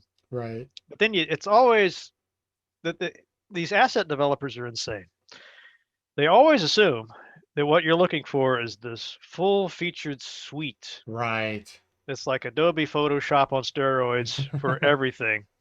And you're like, all I want is just save it. I need it to be where I can, get in there and fiddle with the settings a little bit, but Yeah. I don't need this, this huge everything has this massive overhead. Right. It's like you wanted to edit some sound effects, and here you are with like Pro Tools. Right. I don't even know where to click to do Right. anything with this thing. Yeah. Yeah. So you can run into that problem too. You end up spending a lot more time Hmm. trying to get these assets to work than if you had Yeah. just made it yourself, Right. learning the skills. I'm still very much in that zone of learning Yeah. where it's not clear to me, like, well, would that be better? Should I just do my own thing over here, Right. or should I look for an asset? Right. And how do I really evaluate those assets? Yeah. It's not it, and I think intentionally sometimes they want to make it seem like that's good for everybody. Right. They're trying to sell it. Sure. So I was just looking for a way to, like all the games you play, Elder Scrolls and all these things, all the way back to Pool of Radiance. You get to pick the heads and the body. Right. So that's kind of what I was thinking. I want to do that so people can sort of create their own character. I don't want to just create a character for them. They should be able to edit the Hmm. appearance. And that was this Unity UMA thing. It's again, it's like the Pro Tools approach. It's going to take several weeks, months to learn that, and it's in development all the time. And Right. the new thing comes out and it doesn't do this bit yet, and like, well, we will have that feature within the next couple of months that you're going Right. to need. And, it's that sort of fussiness. Hmm. Yeah, if you take the time to learn how to, if you watch all the videos, you read all the poorly edited manuals, mostly trial and error, Right. you can get that to work, and it probably will be pretty powerful Hmm. by the time you get done with it. And then you run around telling people, "Oh yeah, it's very simple," Yeah. After spending forgetting years. forgetting completely, Yeah. that huge learning curve that it actually had. Right. All That is right. the Well, sort of thing that comes up all the time, though, with students. And I'm always thinking that Unity makes things. It is a lot better for us you want to make, if you did want to Oh make that yeah. role playing game, we have these tools, and there's a lot of stuff that you can just, you're building on, you're Mm-hmm. standing on the shoulders of giants, Right. Right. with a lot of this stuff now, more than, imagine being like Lord British back in Oh yeah. the, Exactly. or John Romero for that matter. Yep. But on the other hand, it's all well and good till you're trying to make that text highlight and, oh my, Yeah. oh, you wanted to save your game? Ah, That's funny. that's what it is, though. You really nailed it with Unity because the stuff you think would be so hard, like making a 3D setting, Uh-huh. having a guy run around. It's all animated. It looks fantastic. Everybody's looking like, you made that? Right, right. You're a genius. Yeah. You're like, yes, I am. Now that you mention it, I am kind of a genius. Oh, but can you make a piece of dialogue pop up? Oh my God, I thought that. Oh, my poor neighbors. I can't imagine. I hope they can't hear me down here yelling at this computer all the time. That's funny. So my wife, I'm sure, just thinks I'm insane anyway. So, Does your wife ever show interest in any of your work related to gaming and stuff? uh, I guess a few times. I mean, I had a little starting out. I thought it might be fun to have her in some of the videos. Hmm. I think she's only in one. Didn't really, she really loves arts and crafts, Hmm. like traditional Uh-huh. arts and crafts and stuff. So I'm not sure. I guess we just kind of have our own little things that we do. Yeah. I feel like I spend a lot more time in hobby stores looking for her stuff than she does in game shops. But Yeah. be that as it may, I think all these creative fields are related to some extent. Mm-hmm. I was just watching a show last night about. We've been watching Gardener's World, Hmm. a little British, pretty famous British Uh-huh. gardening. Apparently, these Brits, man, they love their gardens. Yes, they do. But they were making a point on that show I thought was interesting. How the gardening, you have things that you're thinking about like textures and colors and uh, arrangements and compositions and this kind of stuff. And they were saying, but this is a lot like this is basically the same set of things that you think about when you're sculpting. Hmm. So sculptors are, and I was thinking also like painting. Mm-hmm. If you really look at not like the digital stuff, but back in the day that they actually be like textures Right. Right. on the canvas and stuff. And there I am looking at like these gardens and thinking, well, this gets kind of like level design. They got the path. You Mm-hmm. take through Mm-hmm. the garden, and they're really thinking about, well, we want you to be looking over here, and we want this thing over here to kind of draw your eye, to Yeah. kind of take you through the garden, and like, I'll be damned. Wow. It's like everything is the same. Wow. That's true. I mean, you think, what Huh. in the world? Gardening seems like about as far removed as anything could be. Right. Game development. Right. Right. And yet, if you really think about it, it's a lot of the same skill sets. That's true. Yeah, there's a tabletop game by U Rosenberg. I don't know if you know who that is. He's a European. He does a lot of strategy games, but I think it was called Patchworks maybe. And it's a quilting type strategy game. Hmm. You're just basically putting together and you get points based on how you arrange things and that. So until you just said that, that never even dawned I hadn't upon thought me. And about it the just quilting before, but that's a great example. yeah. I remember going to looking at I took a Louisiana folk history class, and we went to look at some quilts, and being again somewhat of a naive kid, I'm like, what does this have to do with history? Quilts, come on. I had no idea the what that craft was like. Hmm. And like, no, they're not. It's not just pretty. Right. I mean, they're putting in like stories and Mm-hmm. and it's a lot of symbolism, and Yeah. some of the more sophisticated ones is really just a narrative Right. of a period of history. It's kind of like that old Beirut tapestry, and it's almost to that level of storytelling. Yeah. That's Yeah, true. again, it's all the same set of skills. It's all the same thing. Oh, If you really want an original game, just hire a bunch of quilters. there you go. Yeah. Yeah, that's a good approach actually to ask people that are not in the field to come up with ideas on things. And sometimes they'll come up with the craziest things just because, you kind of get in a rut sometimes. I don't know about you, but at least I do Oh, creativity I wise. think that's yeah, just so spot on. And we were talking about Ken Williams a while ago, and like thinking about all those adventure games. I mean, that was one of the areas where you did see a lot of women Mm-hmm. game designers, and they weren't programming, Right. but then it was that collaboration, it was that different perspective, and not thinking like a computer programmer. Right. And yet, those are like the games that everybody loves and Mm-hmm. remembers, and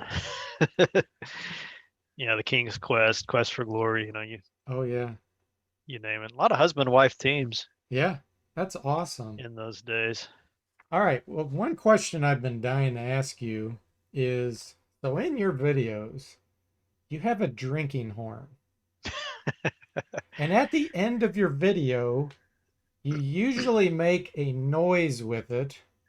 And I'm just gonna I don't know if you explained this somewhere or not, and if you did, I missed it, but I always suspected, and I could be way off base, but I always suspected that was a flame horn or something from the Bard's Tale when you make that noise and you're hitting us with like a fireball, or am I wrong about that?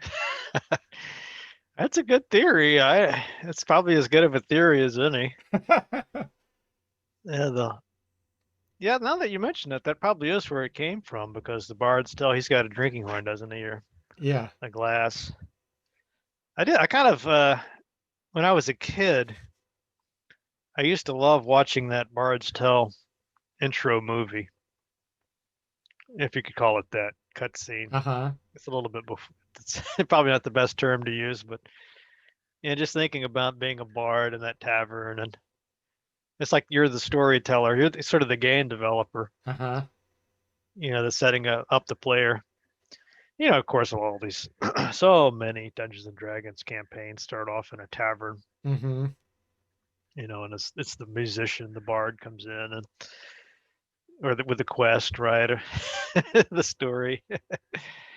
I love that idea. Yeah, the drinking horns, that came about. Well, there's a connection to those arts and crafts, the traditional arts and crafts show, because every year since we moved to Minnesota, except for this year, sadly, there's this event called the Little Falls Arts and Crafts Festival. Hmm.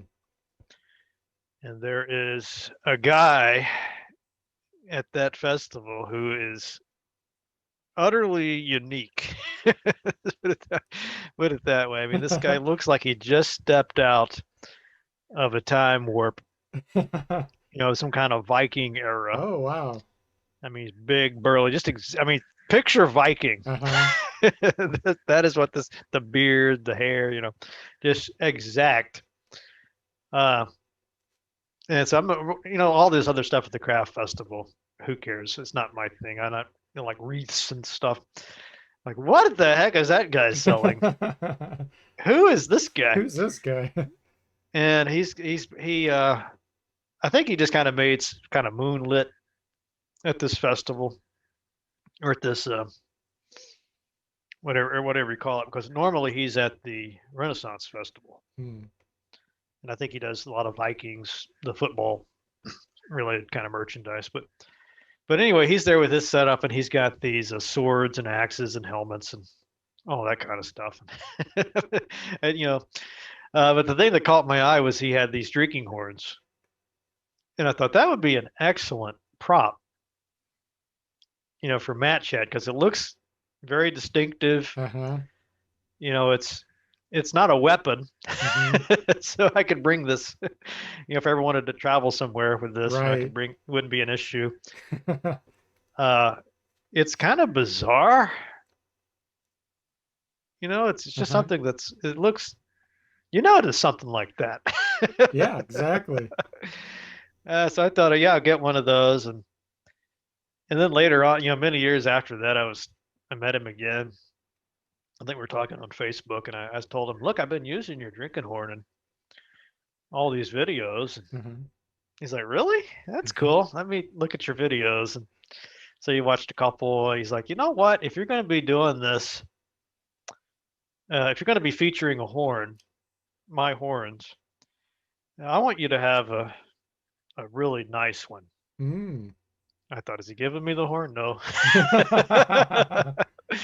I guess probably cut me a great deal on it, but we sort of got this. We're kind of going back and forth for some ideas for some drinking. Here, I'll show you the horn. Wow. But you see, he's That, got the rats on there. I don't know if I've ever really shown this up close, oh, that is awesome.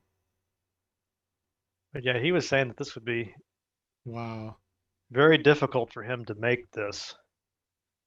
So That he is put a awesome. lot of time. I'm pretty sure he probably deserved or probably earned like twice or three times what I paid him for this. That is Got cool. like like the original horn didn't have these nice, sort of details on it, but Uh-huh. yeah, Wow. that's That is cool. yeah, I really love this. Amazing. Plus, being up in Minnesota, you want to have some Viking. A lot of people around here are probably descended from Vikings. Nice. It's got like the horns, the put the that holds the drinking horn in place. Cool. Yeah, so if anybody wants one of these, just go to Steinar Viking. I think his website is like NordicIn.com.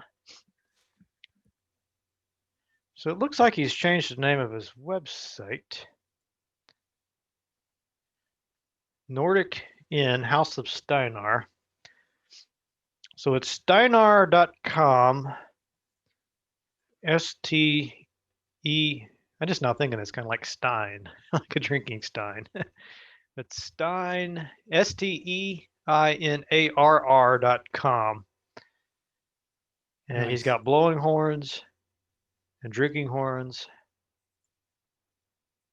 Cool. And it depends on how big you want it, I guess. They go up, they start at like $30, and you wouldn't want that. You'd be embarrassed with a little horn like that. You want a hornet, this is mini horn. Up to, let's see, $80 for unengraved, and then 140 for the engraved. And then he'll put whatever design. I think he's got a couple designs that you can choose from. Or, I don't know if he would do the custom work for everybody. Money talks. That is great. Did you have another question about the famous drinking horn? No, no, I was just curious about The sound? I the just say, sound. Yeah, yeah, that sound. I thought maybe it was you like yeah, using it as a fire like a fireball and you're torching the audience. Or is that just a sound you like to make? I couldn't tell you. You couldn't tell us, okay. I don't know where it comes from. You could just say that yeah, yeah, that's where it came from. I think it's important when you have a channel or any kind of regular shtick. You want to put something. You want certain things that you do every time, Yeah. just to have some consistency and to be a little weird and just Uh-huh. like you worked on you, right? You It did. remember that. It did. It kind of makes you stand out. That's right. It's not just copying everything, Yep. It from worked. other spots. It worked. Always trying out stuff. Sometimes that stuff doesn't make the cut. You just do it like once. And Yeah. yeah, therefore, if you go back and look at the early videos, there's a lot of experiments Hmm. that I'm always doing and just didn't really pan out. And Yeah. nobody really cared. I always thought it was fun to do I like to play around with the images, Mm-hmm. like do fun takes on like the box cover and like put myself on the cover or something, Yeah, or just tweak it a little bit to make it funny. But just nobody ever really seemed to comment on it or even notice it. And, really. I think what happens is most people don't watch Matchat. They just listen to it. Ah, okay. Like a podcast. Yeah, they'll play it. And I get a Hmm. lot of requests sometimes for that. Hey, can you just do an audio version? Hmm. You're like, audio version? You're breaking my heart, man. I spent hours on the video editing of this thing and putting Yeah. all these cool images and stuff in there. Hmm. And they're like, yeah, but I would just rather listen to it. Wow, that's weird. Yeah, it really doesn't make sense for someone like the Let's Play videos and stuff. And No. like, what are you talking about? You have to watch it. You won't even know what I'm talking about. Right. Well, I don't care about that. I just put it on in the background and I listen to it as I'm doing my homework or game Weird. development or like that's yeah, it is weird. I could never focus on anything with something like that going on in the background. Right, right. So I noticed in Matt Chat episode 284, and you don't have to know which what one that was, but in the background you had some choose your own adventure books. Are you a collector of those old game books like that? Yeah, I actually talked to R.A. Montgomery Hmm. way back. That's one of the he passed away and I did a special one where I just did released the whole audio thing. But back when I was doing the little YouTube give you like 5 or 10 minutes to begin with, and it was brutal trying Right. to do any kind of interviews. So I still had the audio, so I was just able to release the whole thing. Nice. I think I had the video too. But yeah, those choose your own adventure books. Oh my god, I love the hell out of those. Yeah. I remember being a kid. I think the best Christmas I ever had. I just had such distinctive memories of it. It was choose your own adventure books, and it was also the books on tape, Hmm. not the boring ones, but like Yeah. the fun ones, like the Star Wars books on tape, and had Nice. all these other ones. And yeah, but the choose your own adventure books, being somebody who liked to write, you read one of those, and it's really fun to read it and look at all the endings. But somewhere in the back of your mind, you're always thinking, I'd like to write one of these. Yes. I could do this. I could make. So of course, I think that was, man, what was that? It must have been in like fourth or fifth grade or something. So I was always making those for the other kids. Oh, were you? Yeah, mine were nothing like Well, nobody's yeah. was, 10 years old or whatever. But yeah, I love that idea of a very simple game, but it's better than a book Yeah. Yeah. because it's kind of like a game. You're getting to make these choices. Of course, you're trying to come up with fun things that happen Right. when you make a choice, and I'm sure Right. it was horribly unfair the Yeah. ones I was doing, but yeah, there's just something about those. I think they hold up pretty well Hmm. even today. I could pick one of those up, and I got a bunch of the more sophisticated ones around here somewhere. That what are those called? Like Fighting Fantasy and Lone Wolf and Grail Yeah, Quest. TSR put out a bunch of them. Yeah. TSR Or did have they had some Dungeons and Dragons ones too. yeah, those are the ones I'm thinking of. Yeah. Yeah, I remember I picked up one time that it's just a little. I was a little bit too young for it to figure it out, but it was one about Xanth, Mm. Piers Anthony's world. And when I was really loved Xanth as a kid. My dad and I were always reading the books, Yeah. and that came out, and it was a choose your own adventure. But this one had like a role playing system built into it, so you're supposed to have like a character sheet and Yes. rolling dice and stuff. And I decided read that. I think this is so awesome, but man, I can't make head nor tails of this. uh, that's where it would have been useful if I knew anybody that knew D&D. They could have taught me how to play in Yeah. probably 5 minutes. But maybe I should go find that book again and see if You know how fun that would be. That would be a trip down memory lane for you. Yeah, but what a great series of books for kids, especially nerdy kids, because you don't want to be like every other kid and have their regular old book. Right. You're like, this is something different. This is cool. This, it lets you choose your own thing. And Yeah. I remember talking to Montgomery, and he talked about how fun it was for kids to like feel like they're playing this role, and like, Yeah. if you look at the way those books are put together, it kind of empower. I hate the word, but like empowers you. Yes. It really does. You're like, yeah, I'm an archaeologist and down in South America somewhere. Hmm. That's pretty cool. Yeah. Or astronauts. Yep. Yeah. There's a bunch of. I always remembered making choices that I thought were logical, and you would end up dead, of course. And I'm like, wait Oh, a of minute, course. what happened there? I remember being a kid and reading one of those and dying, and it finally. I remember I could almost remember having the insight. Like, I'm at different points of the book, but when I screw up, it's sending me to the same page, like the same death. I remember, oh, that makes sense. And that's how come the book is not, 500 pages long. Right. Right. Because they're just sort of reusing some of these death scenes. But I mean, that's the kind of insight there that would be useful for a game developer. Yep. Because, games do the same thing, obviously. Yeah. Absolutely. Nice. So you have a big collection, I take it.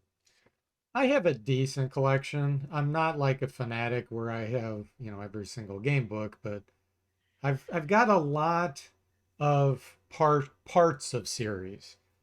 So when I was a kid, I would collect them, and I still have all the ones I bought as a kid or were gifted to me.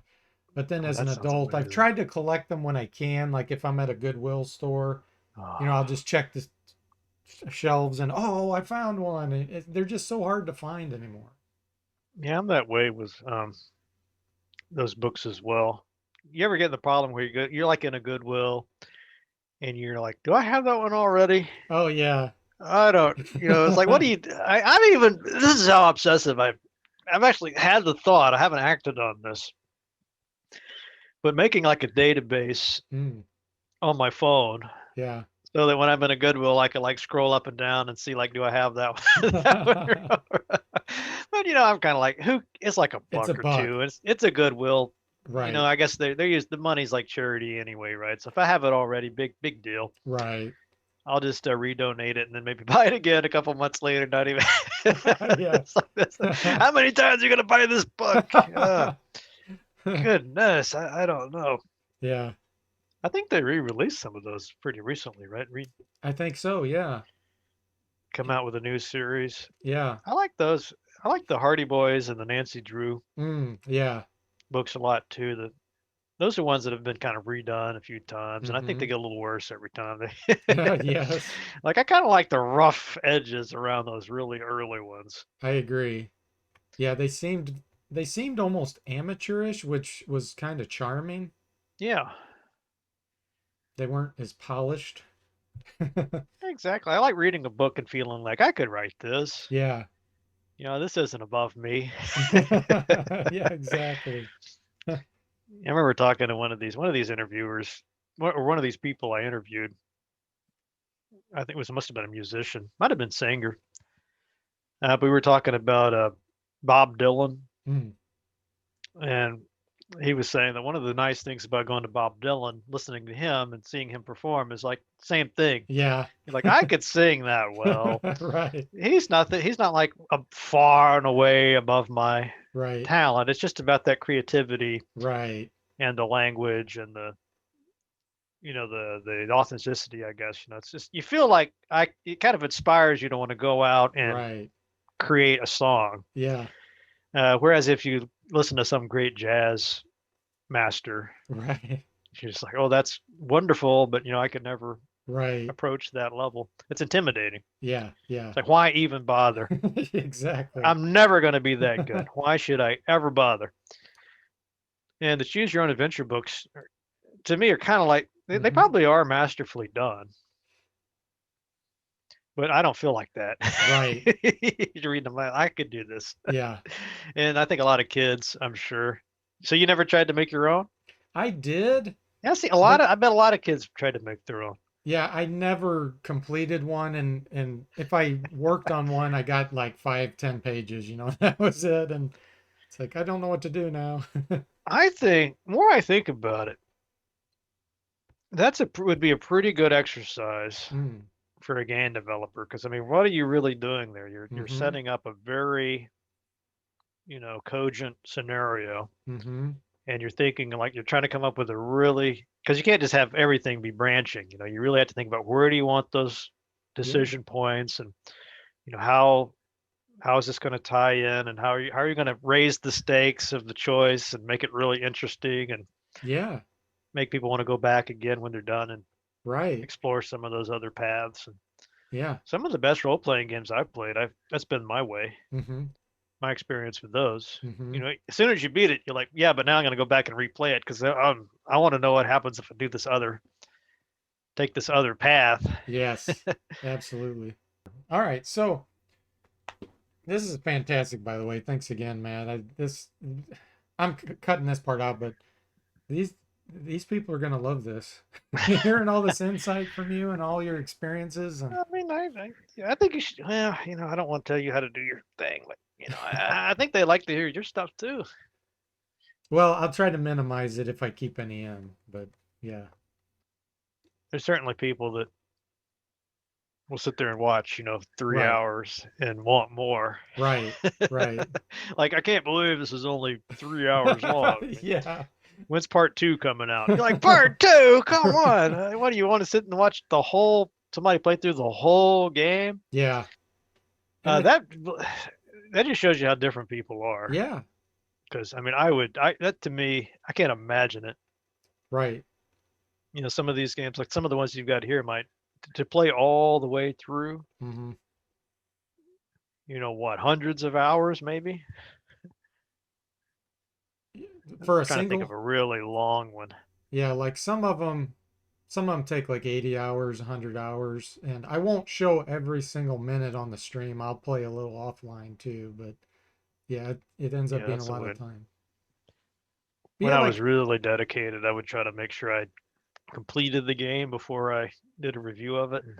yes, That proved to be completely untenable for me, just because mm, you know hundreds of hours. You're just yeah, not going to finish it. Just like these games are intended, especially the early ones. These are intended to keep you busy for like a year. that's right. Yeah, like Wizardry 4, I did a review on that one, which is, some people have said it's the hardest RPG ever made. So Oh, I I've wanted heard to that see, word now, right? yes, I wanted to see for myself if that was true. And so I thought, okay, since I'm doing this as a review, I'm going to have to use some cheats, and hints. Mhm. Because if I tried to play it on my own, it'd take me over a year at least. If I could even complete it, it would take me over a year. So I used some hints, and it still took me a month and a half to get through it. Even and that's just for just to do one thing. So I totally understand. There's some things you just you can't play through the whole game. You have to just do bits and pieces. And Yeah, it didn't take me very long. But I think probably my strongest reviews were the ones that I played back when I was a kid. yeah, I had beaten it several times. And that's totally different than, this game I'd never even heard of when I was a kid. right, right, Nobody's, I haven't even thought about touching it until now. And, yeah, how long do I really want to spend?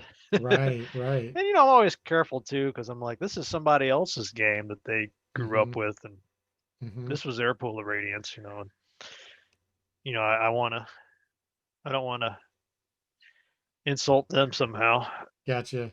or not give the game proper Right, proper care and attention, right? right. Yeah, it is pretty amazing how people can get really upset if you don't happen to like the game that they liked. I've seen that. Oh People, yeah. I run into it a lot with a lot of the see I was too little to play like the first few Ultimas, and mm-hmm. for whatever weird reason I had Wizardry 1. Hmm. I just kind of lucked out with that, and it was old at the time, but Mm-hmm. and I still played the heck out of that. But yeah, there's so many games that I was just wasn't there for this one. Sorry, Right. I can play it today, but it's not going to be anything like your experience playing it back in the when this thing came out. Right. It was all excitement. Yeah. So what were some of the first games that you remember playing? Ah, I- first role playing games or just games and Well, let's do both. Let's the question I usually ask people is what's your first memory of any kind of game, whether a tabletop game or video game? I probably played must have been a Vic 20 game. Hmm. I remember I think it was Jupiter Lander. Hmm. Remember that. But I remember in Gorf Yeah. playing that one. But then after that, when we had a Commodore 64 computer, my family would play a lot of games together. Hmm. And we had a Mule. Hmm. Yeah. We played that, and we had a Commodore 64 version of Monopoly. Oh. So it was a board game, but we were playing the computer game version. We played the heck out of that. I remember a lot of artillery kind of games where you like Hmm. blowing each other up. Yeah. Those are some of the early ones for sure. What is your timeline for the different computers and different gaming platforms you had? Was the VIC your first console or Yeah, the VIC 20. I was just a kid, yeah. baby. Yeah, my dad. I remember him bringing home buying the VIC. He was I guess is electrician. Hmm. So a little bit of he has always kind of been interested in computers and electronics and stuff. And I guess they had some computers out of this job. He was in the lumber Hmm. sawmill, timber industry, whatever you call that, lumber, plywood. Uh, so yeah, I remember him bringing home like the Commodore VIC 20. Bought this. I can even almost remember the box. Remember he had this Datsun pickup truck with a tiny little back seat with like the fold down seats, for the kids, and we're like sitting back there. I remember sitting back there, and we had the Vic 20, and it felt in my memory this Vic 20 was like huge, Yeah. but who knows, whatever size it was, and just the whole way back, looking at this thing and looking at the pictures on the back of this box, and just thinking this is like the most amazing thing in the history of the world. It's right here. Just cannot wait to get home and play this. Awesome. Uh, yeah, so it was from there. Then we did the Commodore. I guess you could just say we were a Commodore family, really, because we went from that VIC 20 to the 64, the 128 after that, which I guess that really wasn't all that as impressive as it's double the power. Nah, never really went anywhere. Now the Amiga, though, that was the perfect computer because I was at that point I was at an age, where I kind of knew enough about what was happening. Uh-huh. Like I understood, like this is going to have a lot more colors and the memory, whatever that was, and I was able to. I guess you could say I was at an age where I could appreciate how big of a breakthrough that was. I mean, Uh-huh. I'm sure I don't know what your experience was, but moving from the 64 to the To the Amiga Amiga. Wow. and seeing like Defender of the Crown, Yeah. Wow. you just felt like you're part of some uh, science fiction world Yeah. of the future. Yeah. I bet.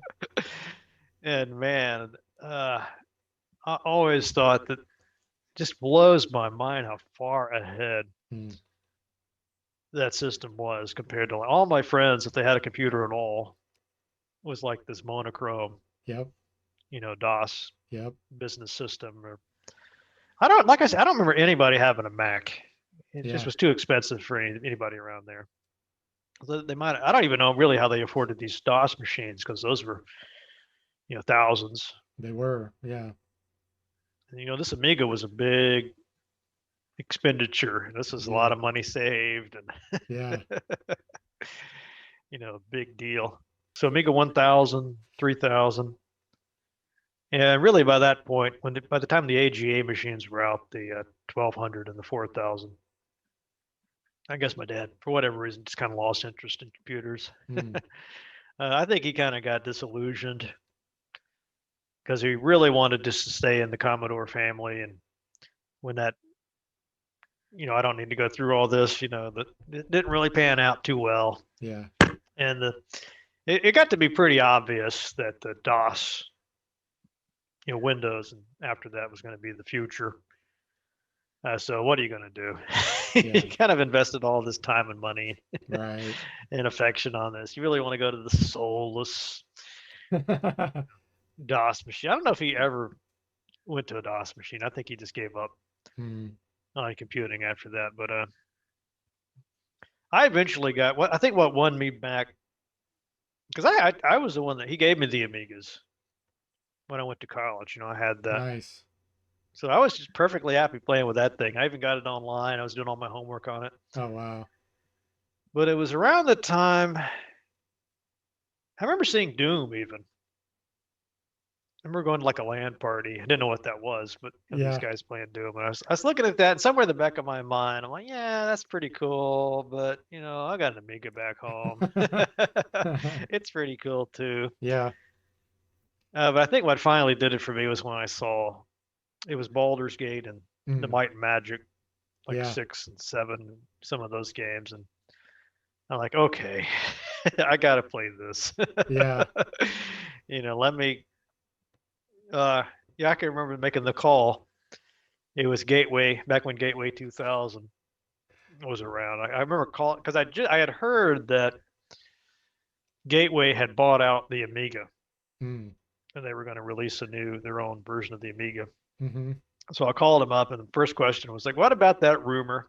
Are you guys about to release it?" This is my fear was I'd buy this Windows Mm. machine and then like next month, here's the Gateway Amiga that's going to blow that out of the water. But the salesperson, I was like, no, that's not going to happen. Why would we do that? Gateway, I can almost remember this guy's pitch. It's like, Gateway already makes the best computers in the world. Why would we, downgrade? I'm like, oh, that's painful. But you know what? Okay. Uh, but I basically bought that computer just so I could play the Might and Magic 6 and Nice. 7, Awesome. 8. And I never really looked back. I do have an Amiga sitting back there. Courtesy of, well, you can't see it. Oh, we It's saw it earlier. it's behind the wall with the torch. Yeah, That's cool. yeah, Oh, it's kind yep. of, yeah, Nice. that's a 4,000, courtesy of my friend Nathan. Also, a couple of Macs there too. Nice. So Yeah, those. do you have any of your original either equipment or games or boxes? Because like in your Matchat videos, in your background you have all kinds of games and boxes. Oh yeah, a Are lot of. those originals or are those ones you bought back as an adult? Probably not too many. Usually, the originals I have aren't really all that interesting. Hmm. It's like Neverwinter Nights. Little box. Who cares? The big box copies are mostly ones that have been sent to me. That's good. Some of them I find at places like Goodwill and Savers. I'm trying to think if I have any that are ones I bought back in the day that are up on the shelf. I don't really know because I did lose a lot of my stuff. I think my Temple of Elemental Evil. I'm pretty sure that's an original. Yeah, but most of these games, I'm like, who would have, you're moving out, back to college and back home and all this stuff, and stuff gets missing, and Yeah. it's probably just stolen, to be honest. Yeah. Yeah, I remember in college one time, somebody had just come into my dorm and just stole all of my Dungeons and Dragons books. Are you kidding me? Just Oh my hundreds of gosh. dollars worth of books. Oh my gosh. And I remember telling the RA, we need to get the police and all this stuff, and they're like, it's just books. Oh gosh, Nobody cares. that's terrible. Yeah, and I mean, they did warn us, don't bring anything valuable. Mm. I mean, come on, you playing D&D, you want to have your books. Yeah, exactly. What? Oh man, How did somebody get in here? That sucked. yeah, that's awful. But yeah, not to dwell on a negative thing. Right, The right. positive thing, a lot of guys that watch the show will be, I kind of feel bad for them, but they'll say things like, "Well, we're having a kid now," or, uh, "We're trying to make some room for yada yada," and or I've accumulated all these duplicates, looking for a good home, and I was like, "Oh hell yeah!" Me, please. Send those to me. I put them up on the shelf. Awesome. Yeah, I got quite a few games like that. A lot of these, a lot of this, this community. I mean, Hmm. incredibly generous. I mean, Yes. they just are so happy to be giving it to somebody that will appreciate it. Yes. That means more to them than, yeah, I could get $20 for it on eBay or whatever. But Right. who, I don't need $20 that bad, and I could send it to him and Right. he'll really love it. So That's awesome. it's a gifting community, really. It is. It is. It's awesome. Yep. And and I love it too when they send me something that they've played as a kid or Oh they've yeah. had, and it's like full of like their journal Yeah. and maps they made by hand and stuff. It's just, you almost feel like it's almost like a very personal thing, It is. to give somebody that Yeah. and trust you not to just toss it up on eBay, I guess. Yeah. That'd Yeah. be horrible. In your videos, it seems like the boxes shift and I see different games on the at different times.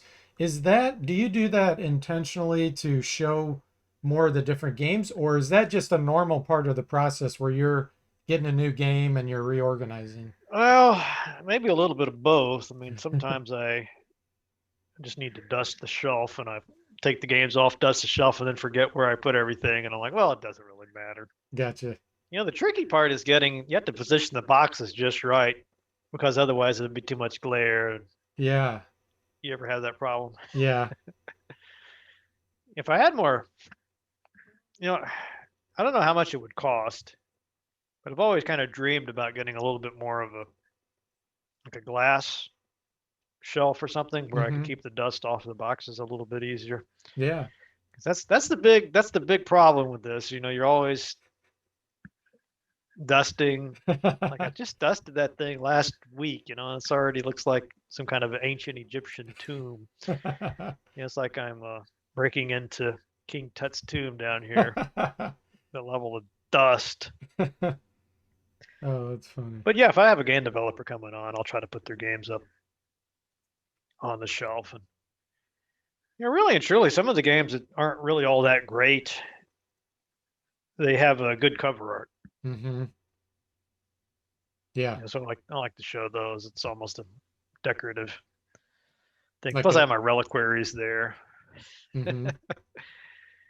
Man, Like a I love hit. that Wasteland 3 Scorpitron. I have not played Wasteland 3 yet. Oh, it's a good one. I can't wait. The collector's edition though came with this uh, Scorpitron model. Oh, cool. It is pretty badass. Awesome. I'll eventually move it, I suppose, but it's going to stay there for a while. Oh, that is cool. Yeah, there's not much rhyme or reason. I try to find the most impressive things to put up there and balance that out with games I know people would be curious about. So try Mm-hmm. to find something that maybe you haven't seen before and you're like, oh, what is that? Nice. Do you Balance get that out with, oh, I remember that one. Oh, I yeah. wish I hadn't thrown out my game. I wish I still had mine. And, Yeah, that sort of thing. A little tease. right. I mean, everybody loves that. If we go to a show or like that computer game shop or something, and you're Mm-hmm. finding all the stuff you had when you were a kid, and Yeah. especially if you have kids there, Uh-huh. you're like, oh, I had this. You hear a lot of dads. talking to their kids. Oh, we had this. Yes, we know, Right. Dad. Oh, Dad. That's funny. I was never that kid that was like hated his dad. I was just Hmm. like, man, that's really. I think my dad is cool. You He had a likes cool it. dad. You like this game. You like this. Whatever he was into, I was into. That's really cool because most of the stories that I hear, most of the dads were not into playing games. So that's pretty cool. Yeah, he was probably. I don't like I say, he kind of got disillusioned after the whole Amiga thing. But Yeah. yeah, we would always be playing games and stuff. And like the two-player games and the ones like Archon. Oh yeah. I Yeah. spent a lot of time with that, and the Empire. Hmm. That was a good one. Warlords. So I probably don't even have to ask this question because I think you've kind of already answered it. But do you prefer playing games alone or do you prefer playing them with someone else? I don't know if I really have a preference. It just depends really on the game in question. I find like most people, I use games as a way to connect to old friends. Hmm. So it's basically our version of, hey, come over, let's watch the football game. Yeah. Well, like, instead of that, it's like, let's play some World of Warcraft and catch up. Yeah. So I'm not even really paying that much attention to the game. It's just, to catch up socially. Mm. So there's some of that. Yeah, I never had that competitive streak. Mm. And my brother, I got a younger brother named Luke, and he's very competitive with his gaming. He's always like, let's play uh, Magic the Gathering, Mm. the computer game. He likes the original card game, but the computer game is fine with him. Just wants to be able to beat me. He really loves beating people. Oh. Like League of Legends. That sort of Hmm. anything like that. If he played World of Warcraft, he'd be like the PvPer constant. It's just uh, any kind of two-on-two fighting games, Mortal Kombat, that sort of stuff. And it's just never really been my bag. I Hmm. I don't hate it. It's not like I refuse. I don't have any kind of ethical issues with it. It's just not. I kind of want to have people that we're playing the game together. Mm. We're kind of working. We have a common goal. Yeah. Uh, that feels pretty good to me. Hmm. I like that feeling. I don't like we're helping each other out. I think that's awesome when you're playing a game and you're like, Yeah. look, here's I got a little extra gold. Here, have 100 gold. Yeah. That feels good to me. I like that feeling a Yeah. lot more than I just chopped your head off and you Right. suck and all that. Yeah, that's one thing. Like John Romero, like he loves like the trash talking and Yeah. that just never been not me. Yeah. Not knocking anybody who that's fine. Yeah. Not my stuff. If we're gonna play a game, it should be something that's. Now I do like the games where it's like the PvP in World of Warcraft can be fun if you're there with your friends playing against strangers because you don't really think about them as Right. it's competitive, but it's not like you're competing with your friends or Right. against your friends. Well, you know what I'm trying to say there. Yeah. It's almost like you're playing the computer because it's anonymous and you don't know who this person is. Right.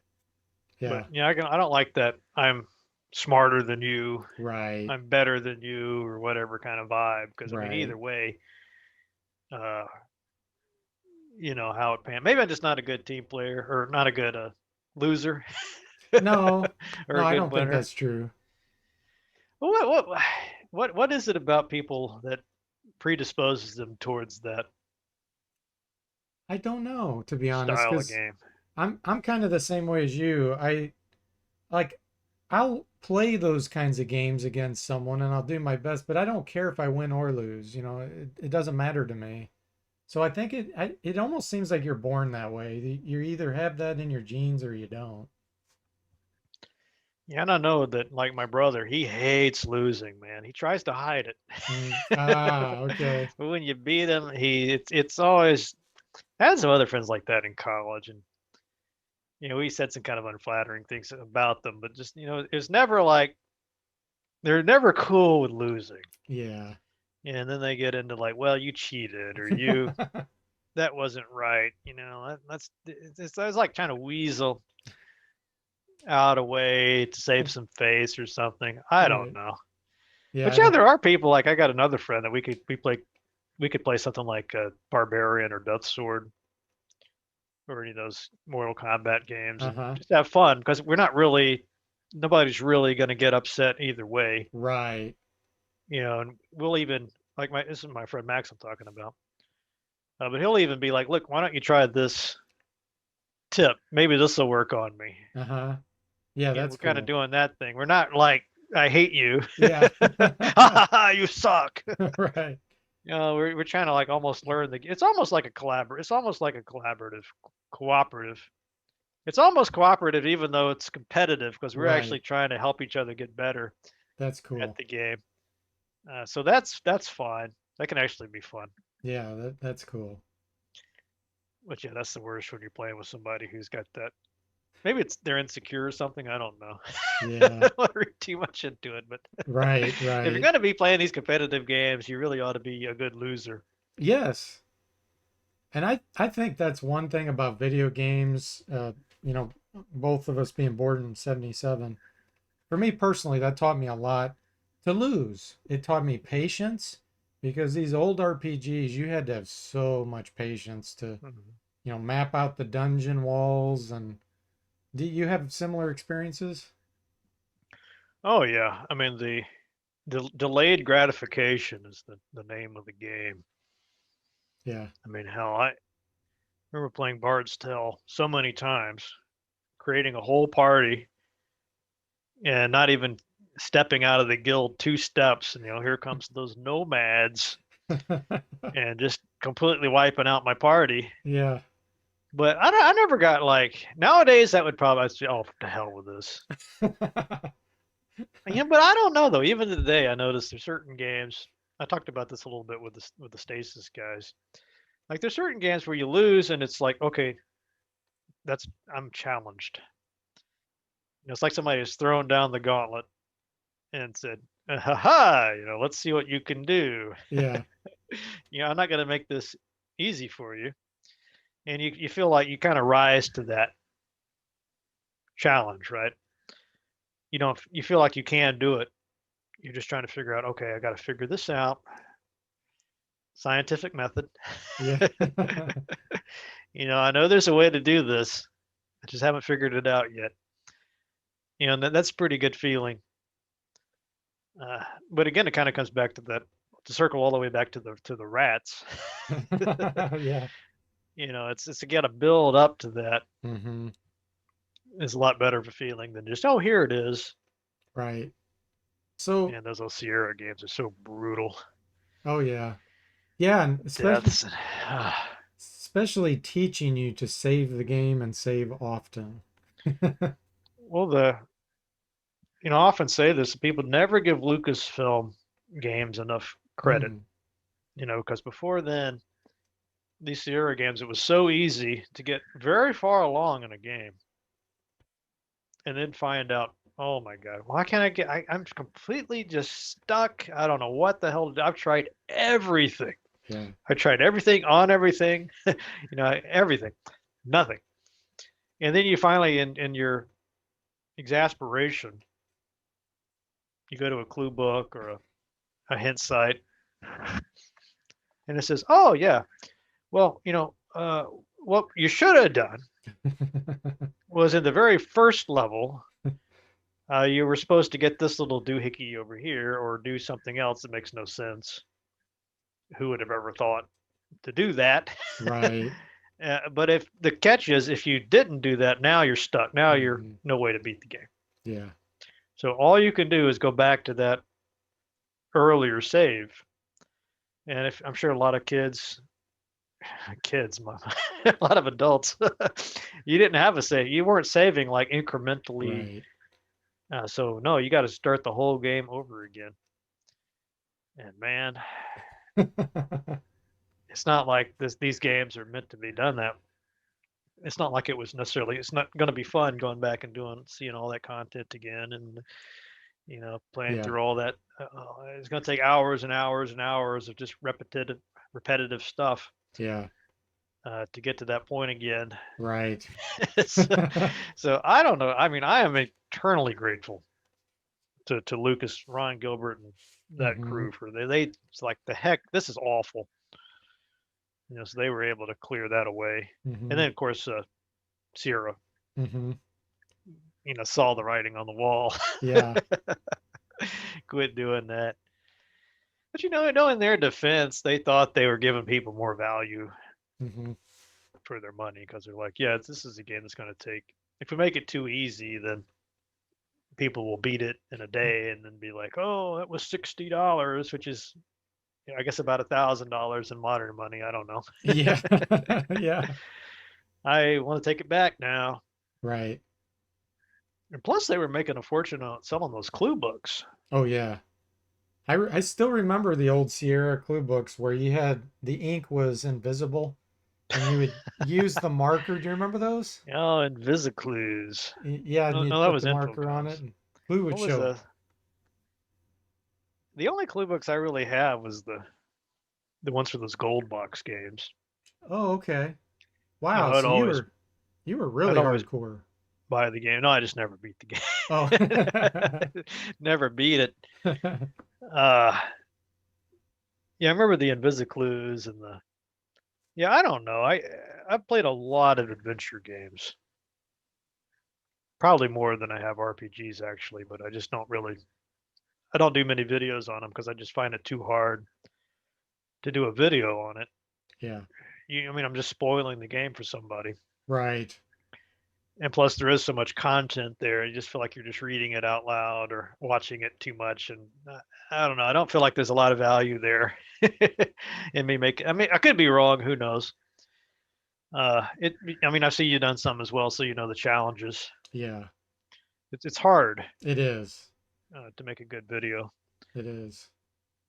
Yeah, Yeah. I would love to have a collection of those clue books, though. That would be maybe that'll be my next thing to start looking for. Yeah. I really like there's different styles to some of the clue books. Like I have an Ultima 6, the False Prophet, I think is the name of that one. I have that clue book, and what I really like about it is it's written from like a first person perspective where this guy he's basically telling a story. Like, oh, I was in this dungeon and I noticed this guy in the corner looked like he needed food, and so it's almost like you're reading a story, so it doesn't really give away everything. It just kind of gives you a little clue as to where you should look. Yeah, that's the art. That's the art Yeah. of a good clue book. Yeah, Mm-hmm. the ones for the gold box games are the same way. You can sort of get however granular Mm-hmm. you want to get. Do you just need a little nudge? Remember, there used to be a website I referred to quite often. I was doing those adventure games called UHS. Hmm. I think it was like Universal Hint System or something. Oh, okay. But I thought it was really cleverly designed. I don't know if they were inspired by some of those clue books, but they'd have like a level.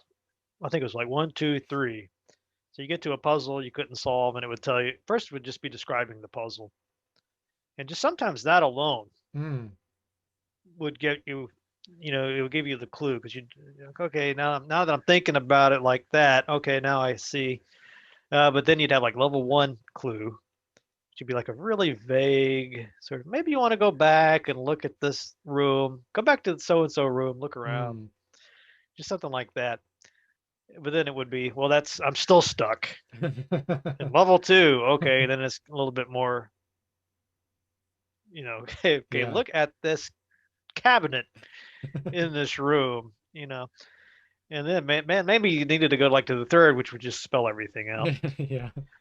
And I sort of decided as a reviewer, I was writing reviews of adventure games, and I decided if I had to get to that third level, the game sucks, Hmm. or at least that puzzle was badly done, Hmm. because I'm not going to blame myself for every puzzle. That's a good you know, point. if you can't, if the first, you should be. I don't, I understand that you're going to sometimes need a hint, But to have to get if you have to have it spelled out for you, Mm, something's just not right. yeah. Something's fussy. And it's really hilarious now to go back and see videos of like the longest journey. Yeah. Like I can't or the Gabriel Knight. Yeah. So there's a lot of just like, what in the hell were they Yeah. thinking with this puzzle? This makes no sense. Right. Yeah. How was anybody ever solved that? And you always got those jerks in the comments. They're like, "Oh, I solved that easily." Yeah. Like, yeah, right. Yeah. Do you believe that people get through those games without any hints? I no, I don't. I think if they were to be completely honest, I think they got a hint somewhere, whether it Mhm. was even subconscious or not, subliminal or not. Maybe a long time ago they read something and they don't even remember it, but yeah, some of them are so bizarre, there's just no way you could figure that out. I just don't see how. Yeah, the one that always well, the longest journey comes to mind, but that Gabriel Knight thing where you have to disguise yourself to look like somebody, and I think part of it is I could be fudging some of this, but you had to like put a beard on, make a fake beard, and the guy that you're trying to look like doesn't even have a beard or something like. Right. It's something. That's probably not exactly it, but something in that ballpark. And Yeah. like, uh, I don't know how you would ever. You can't use rational Right. Right. deduction. So it's either just you've tried every flipping thing, that even stuff that makes no sense. You're just trying it out anyway. Yeah. So maybe that way. But yeah, I'm a little bit. I always take those comments with a grain of salt, I right? do too. Yeah. Like, well, they try to make out like, well, if you weren't so stupid, you would have been able to figure that. Like, oh, Right. give me a break. Right. It's kind of the same concept to me as you were saying earlier about people that are sore losers. I feel like Yeah, people that make those kinds of comments are probably a little insecure, and so they have to try to make themselves feel better in some way and say those kinds of things. So I'm same as you. I don't get offended by hardly anything anybody ever says because I just think it's kind of silly to get offended by things. yeah, People, if somebody says something to me and I'm offended, that's really my problem because I could just brush it off and decide not to get offended. So when I read those kinds of comments where someone says, I'm like, oh, you're such a noob. Sometimes I'll just agree with them. Yeah, I am a noob. Fine. yeah. I don't really mind. It's good for them. I mean, if they just figured it out and Right. lucked out, Right. I see what it could be like. It's important to them that they did that. And that's part of their. Well, that's how they hold it together. Yes. Yes. Yeah, fine. Yeah. But I don't know about. It sounds like you're probably a little bit more. You probably have a thicker skin than me. Hmm. I find that there are people on these comments, and they know what some. They're just genius. Mm. They can find just the right, thing to say, and just Uh, totally takes you down a peg or whatever. yeah. The way I Yeah. always try to look at things like that is when someone is saying something that's not kind about someone else, I try to look at it as almost like I feel sorry for them, like I pity them because they're not happy. When you're a happy person, you don't say bad things about people. You're happy, you will exude that and you will see good things in everything. And so I just feel sorry for people like that. And it helps me to deal with the comments where I can just shrug them off because, hey, if the person's not happy, then I feel bad for him. Yeah, I wish I could be like that. I mean, rationally, I totally get it, but just it always hurts. Yeah, if it's just something you can sometimes, it's not every negative comment. Right. Sometimes you're like, oh, whatever, it's just an opinion or somebody trying. You can tell they're just trying to get a little rise out of me or something. Yeah. But I mean, there are people out there, and it's just like they are good at this. Yeah. They are. They are. Yes. they can find a way to bother you. And I always, one of the things about bring this back to professing, I always feel like with YouTube, yeah, you don't have to watch this video. Right. This is, if you don't tell me, uh, I hate your videos. I Right. hated every one since video one. Here I am watching video 400. Like, get, shut up. But it is, I'm more sensitive of it when I'm in professing mode. Mm. Because really, yeah, I guess you could say, well, you don't have to be in college. And, it doesn't quite work. Yeah. Yeah. They're here because they need to get this, you know, tick this box and move on to Right. the next level. So, I try to, like, I really don't want somebody just to be miserable, Right. sitting in the class. And, Right. I try everything to try to make it more fun. And if there's some way to make it entertaining, but I mean, you can't make everything entertaining. Right. So I just try to go for least pain. But yeah, it's part of the YouTube experience. You have to be able to deal with these comments. Yes. Sooner or later, you're going to just get somebody in there that wants to. Yes. And in a way that's actually kind of a good sign of your channel growth, because when you get to the point where you have your own personal trolls and personal haters, Yes, you're doing good because well, that is true. And way I've kind of rationalized it too. And I tell the same thing to young teachers because that's one of the things I do is teach teachers to teach. Mm, And I say it's really dangerous, or dangerous isn't the right word. It's different, I guess. Like when you first start a YouTube channel, you don't really know if you're doing good, if it's crap. I mean, you're doing your best, but you don't right. really know how people are responding. And like if you right away you start to get positive comments, like people, this is awesome, man. Keep at it. You're doing good. That makes you feel really good. And you start to Mm-hmm. develop a confidence so that when the negative Mm-hmm. troll or whatever comes along and really tears into you, you're like, well, yeah, but that's just like one guy. And Yeah. I've had these other people that were saying positive things, so it kind Mm-hmm. of balances out. But the danger is the new person that gets the negative stuff right away. Yeah. Same thing with teaching. You get that first class, and it's a really rotten group of students, and they just hate life. But you don't know that Right. because you're brand new. You don't have any kind of experience. You don't know what's like normal, what's really just what the hell's going on, weird, Right. with this group. Yeah. You don't have that perspective. So, yeah, certainly after you've done this for a while, you can recognize. Mm-hmm. Okay, okay. This is a weird comment, Yeah. Yeah. versus oh my God, maybe this is nobody said anything positive, and this is the only Right. all I have is this guy telling me I should go jump off a building or something. You're so right. Yeah, there's some sick people on this. Mm-hmm. We've looked into this in some of my classes too, just the sort of darker side of the like YouTube and Facebook, and you hear about these bullies, Mm-hmm. the bullying and stuff. I mean, really, that's just people kind of trying to find insecure Yeah. people, and they get off on it basically. Mm-hmm. I mean, it's sick to think about, but that's why I try to balance it out whenever possible. I see somebody's channel, Mm-hmm. you're like, okay, this isn't, this is not the next Rogan, Right. or whatever. But I'm not going to be. Why would I be, Right. negative to this person? What do I know? Right. Maybe this person's going to go on and be better, a lot better than anything Rogan ever dreamed of. Yeah. Yeah. You never know. And then wouldn't it be great too if they're like, you know what?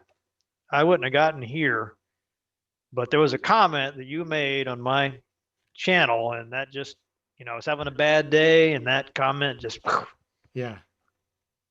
Yep.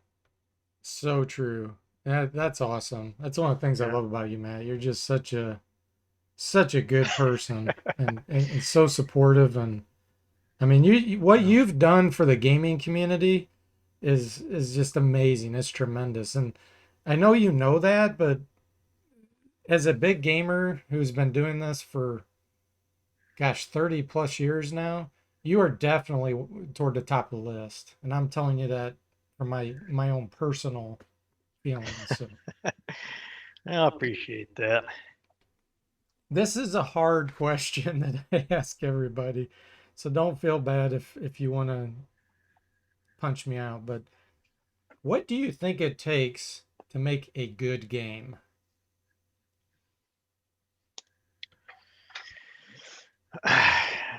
Probably being able to put yourself into the shoes of somebody that you don't know but like. So somebody that is somebody that you would like to meet and be friends with and get to know, but you haven't met yet. And trying to see through their eyes and lead them to that point. Uh, I think about the games I play, and you feel like you're sort of seeing this new world that somebody has created, and in a way, it's getting to know them. Mm, At the same time, and you can in the really best games, it's almost like you think to do something right at the time you see it is presented to you in the game, right? And it's mm-hmm, almost like there's just a little bit ahead of you, just predicting. It's like they know you well mm, enough to know like what you're going to be thinking next and where you might uh-huh, might want to go. And they've yeah, I didn't play D&D when I was a kid very much, but it's very much like that really good dungeon master mm-hmm, who knows it's not all about him or her, and is like they're trying to, you know, uh, make the game really fun and mm-hmm, fulfilling, and really learning things about yourself that maybe you didn't even know. mm. Some of these great DMs, I mean, they're basically like expert psychiatrists. They're like the world's best counselors or therapists or something, right? Because Mm, it's like you're in there kind of learning. mm-hmm, Uh, you're having insights that go beyond just what's happening in the game.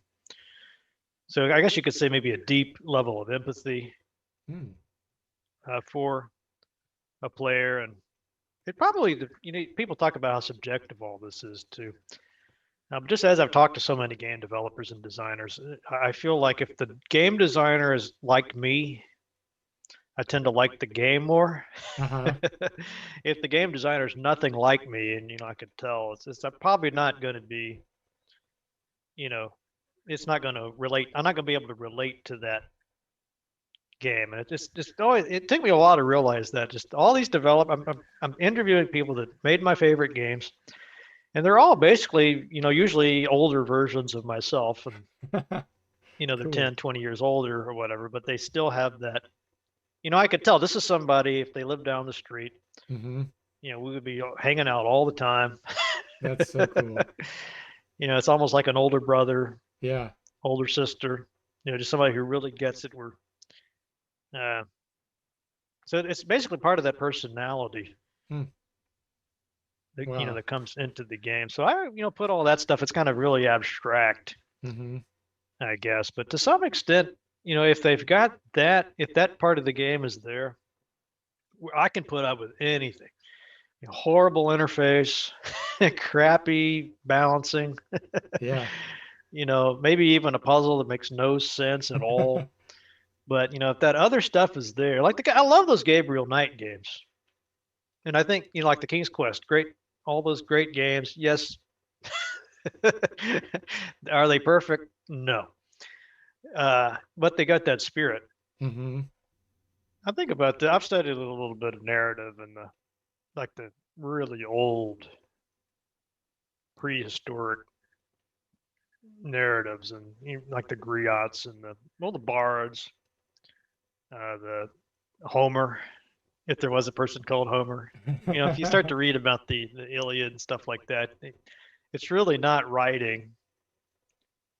These were oral stories, and mm, what's really interesting about it was not the same story. It's not like they just memorized a script and mm, read the exact script every time. It was very adaptable.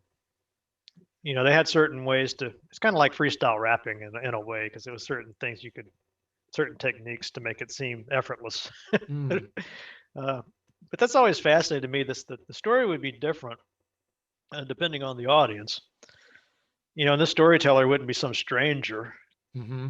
This would be like the village, small village, where everybody knew each other really well.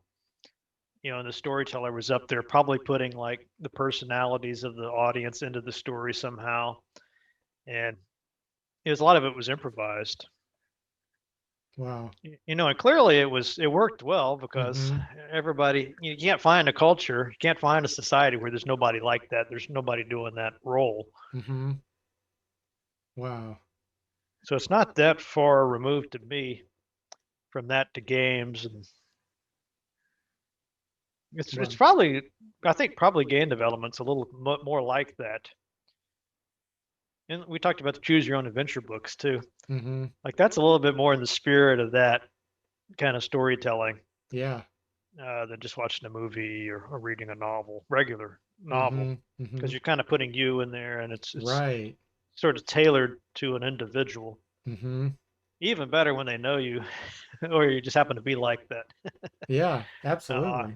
everybody says that about novels too, right? They feel like they know this novelist, and it's not just the story; it's that relationship you have with the author. Yeah. On a scale of 1 to 10, how much do you think nostalgia improves an experience when playing a game? Yeah, I don't really know how to answer that. If it's, yeah, I So, guess, I mean, nostalgia is clearly a powerful factor to that, because it's all the associated memories and experiences of that time of your life, and you're kind of reconnecting. It makes your life feel more real, because you're back to this earlier point, sort of picking up a thread, and makes things feel more coherent. And that certainly, it's a nice feeling. Uh, Negative. I'm trying to think of how it could, I guess it could be negative in the sense that it might preclude you from looking at something that doesn't spark nostalgia. It's like, well, you can't teach an old dog new tricks. Kind of, well, you're not going to ever like this thing because it doesn't hit those same bells. And like, why do we have so many sequels? Everything's a sequel. I hate that. Well, there wouldn't be so many sequels if you would go out and see these movies that come out and they're not based on it's not a sequel, it's just something Mm-hmm. original. But those is so hard to get that off the ground, right? Because there's no built-in market for it. I mean, I'm just sitting here looking like Underworld. Underworld, would anybody care about this game, if it wasn't connected to, a game from their Mm-hmm. past, right? Mm-hmm. I don't know. I haven't played it yet, so I can't tell you. So yeah, probably so. I think some of the interviewers I've talked about that I think really get this right. Yeah, probably gonna forget their name. Might have been more recently the one I did with the Outer Worlds developers. I want to say it was them. Could probably mistaken about that, but they were talking about how they want it to be the experience you remember but better. I thought that's it. Yeah. That's you've nailed it there. If you could make something like this Forgotten Realms gold box game, but maybe conveniently don't put in the, might have been, more I think about it, must have been Fargo and that crew. Let me look that up right quick so I can get the name of it. Mm-hmm. When they were talking about Wasteland, yeah, David Rogers. I'm pretty sure might have been him or Fargo. But anyway, I try to give credit to the person. Just go back and watch 400 something Matchats, and you'll find the quotation eventually. I can't remember every Right. line. But that really nailed it. And thinking about all the things that were annoying about those games that we conveniently forget, or our mind plays tricks on us. We don't remember how tedious that was. Right. Waiting for that thing to load, let's say. or the battles. One of the things that always kills me going back to these games is how clunky the interfaces are, Yeah. especially in those early mouse-driven games Yeah. where they didn't have any kind of you know conventions. Just had to Right. make it up. Everybody's just making up their own thing. Right. So you're like trying to click a button to change your mouse from this symbol to that symbol to that symbol, and everything's just so super tedious. Yeah. Yeah. Like nobody wants that. If you do, I don't know what's wrong with you. I mean, that's not the part of the experience that I remember fondly. Right. So that would be the goal for me. Would be let's see if we can capture stuff that people remember fondly Mm. and be faithful to that. But I don't really care about this every little thing having to be. If I want to be completely authentic, Mm-hmm. I'll just get an emulator, Yeah. or if I better yet, get the original hardware. I mean, it's not that expensive. Mm-hmm. If I really wanted to play Pool of Radiance just like I played it back in the day, I could get a Commodore 64, I could get the monitor, the old school monitor. Right. I could, play it strictly 100%. uh, but I don't want to do that, and I love those games. Mm-hmm. I'd much rather play it with that AD&D companion, or what's it called, the Gold Box companion, Companion. and Yeah. an emulator where I can just save it the way I want to save it. Mm-hmm. I don't. It's just too fast. I wish I had more time to wait, for it to load. Right. Yeah. I want to watch a few more dots appear on the screen. Although looking back, there is. It's one of these mysteries. My friend Bill, we would talk about because he is one of those guys. He wants like the authentic Mm. everything. You know, it's important, and even like the loading times. But you think, well, that does kind of build anticipation. Mm, it's true. You're loading, you're loading. It's like your imagination is like working overtime. Right. Right. And also it raises the stakes. Mm-hmm. That's It's like, true. man, if I lose, I'm gonna have to wait for this damn thing to load all over again. But do I don't I don't care. I'll still take the modern thing. Yeah. Yeah. Time, it seems like, back in the day, and I've talked about this before, is you didn't have much money to spend on games. Games were You're, expensive. When you bought a game, you wanted it to last you a year, and even if you were pirating software, right. I mean that was an investment in time and money Mm-hmm. and the risk, And you know. nowadays, people just, I think we're spoiled with having too much right at our fingertips. And so we become a lot more impatient with wanting to dedicate the time, to a single There, game. I see so many game hoppers where they've played 1,000 games. They'll say, "Have you played that?" No, I haven't played it. Have you played this one? No. I'm like, how have you played all these games? And then I realize they haven't beaten the games. They played like for a week, and then now they've hopped to another game. I'm going to show you something, or maybe read something to you. We'll see. Yes, this was the most mind-blowing thing. So there's a book. One of my favorite science fiction authors is Arthur C. Clarke. Oh yes. Do you know where I'm going with this? Oh, he's so good. I don't know where you're going, but he's so good.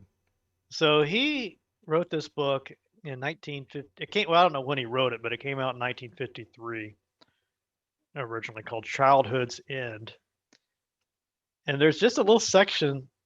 I'm just reading it for fun, but this is like, oh my God, just it really just I had to put the book down. It just kind of hit me that hard, Mm, thinking about 1953.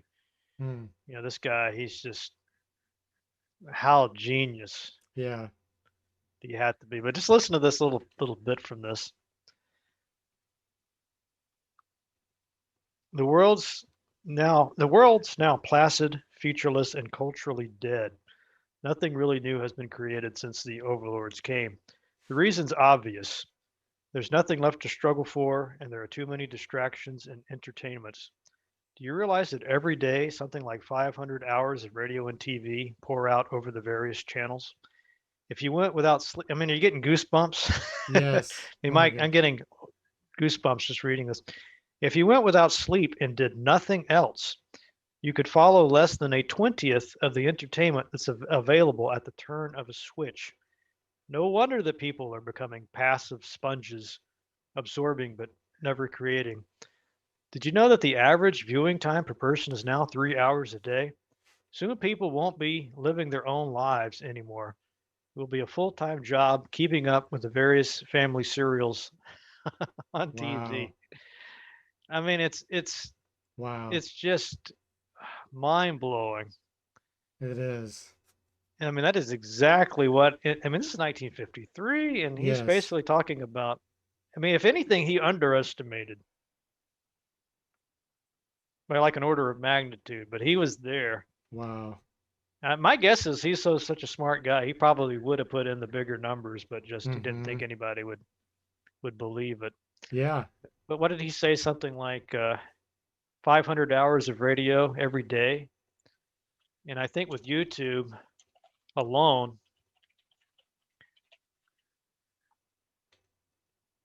300 hours of video are uploaded to YouTube every minute. Gosh. Wow.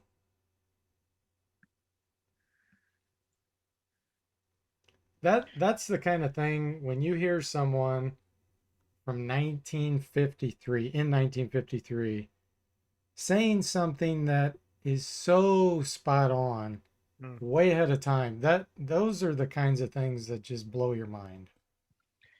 Yeah, I mean, there's a point where you stop reading it for just entertainment and you start reading it for like insights. Yeah. It's almost like you're reading the Bible or something, and Yeah, that's or a crazy. prophecy. It's like a prophecy, Yep.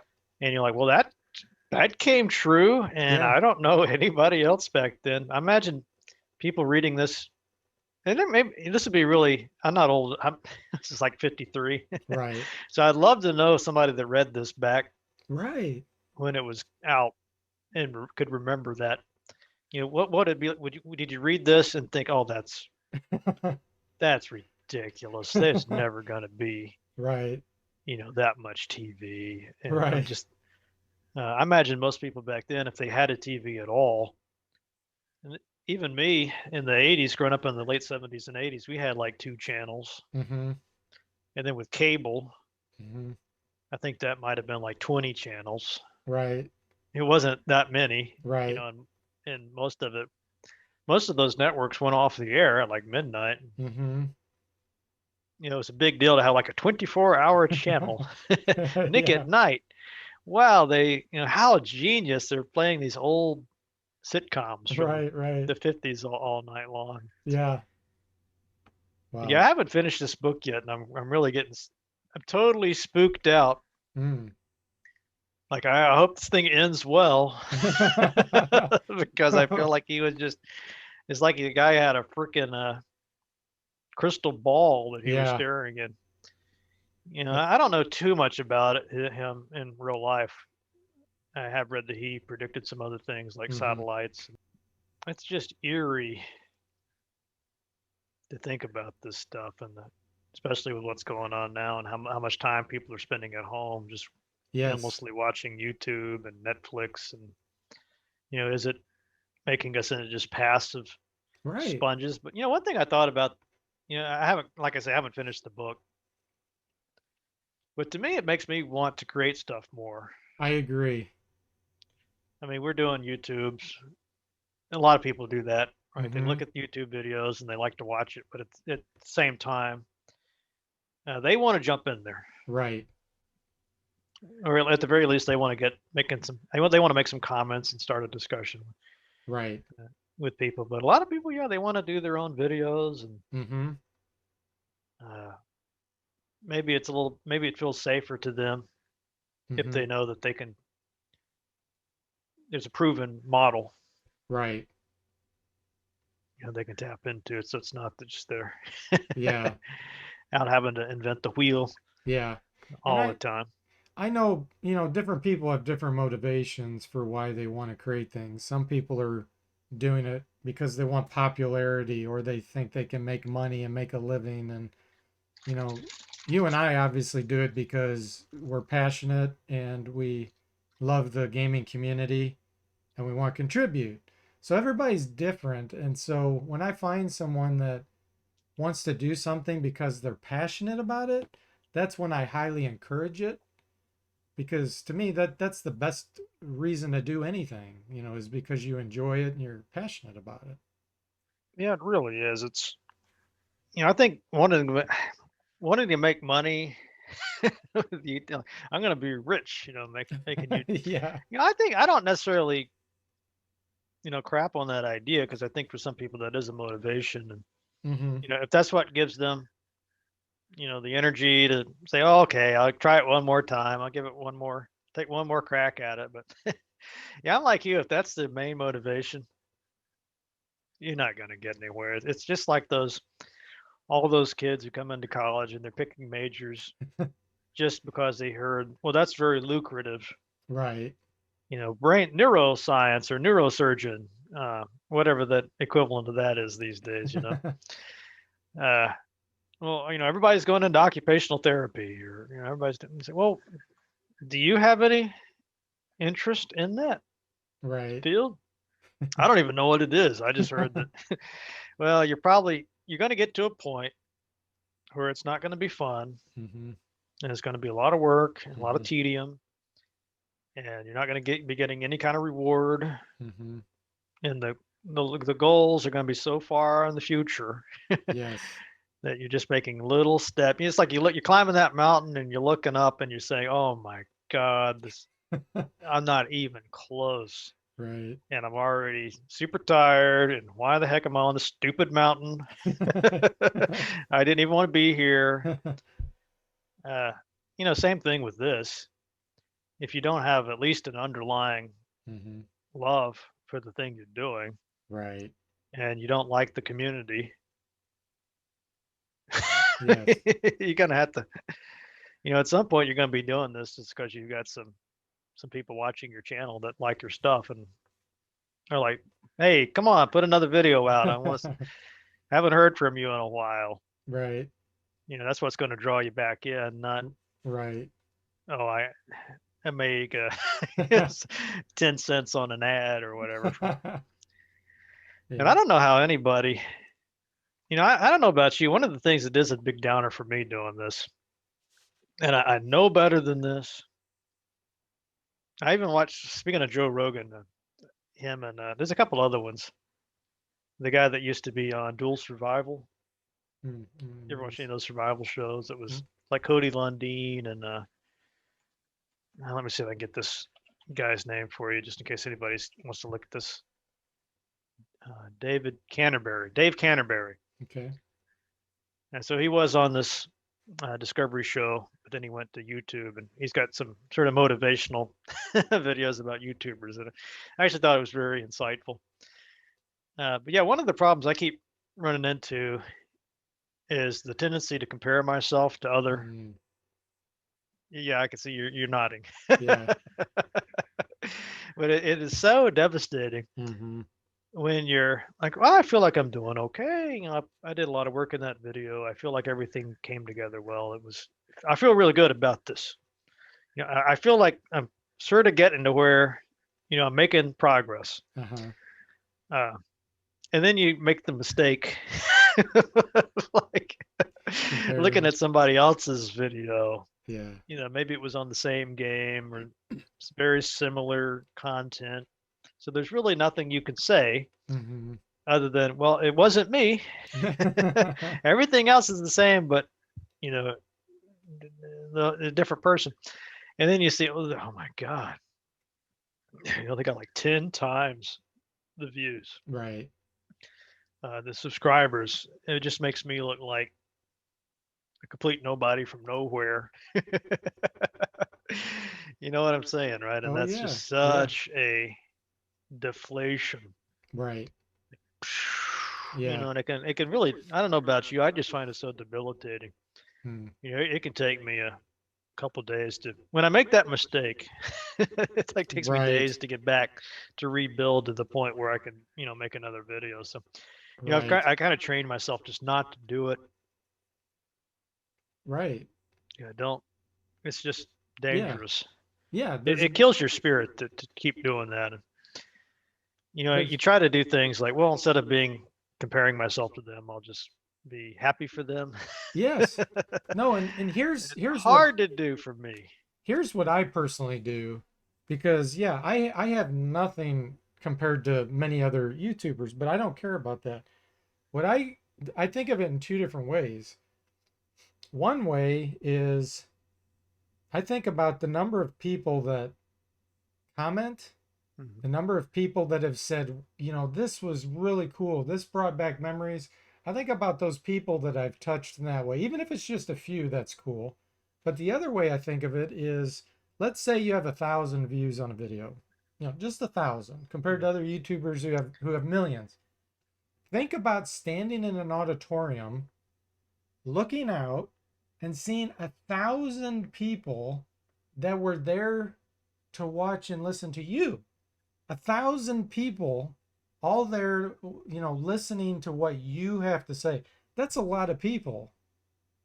And that's just 1,000, compared to YouTube views. So I always try to picture it. Hey, that's a lot of people in real life. If you got all those people together, Yeah, it you've really just is. you've touched a lot of people, and they were interested. They looked at it. They watched it.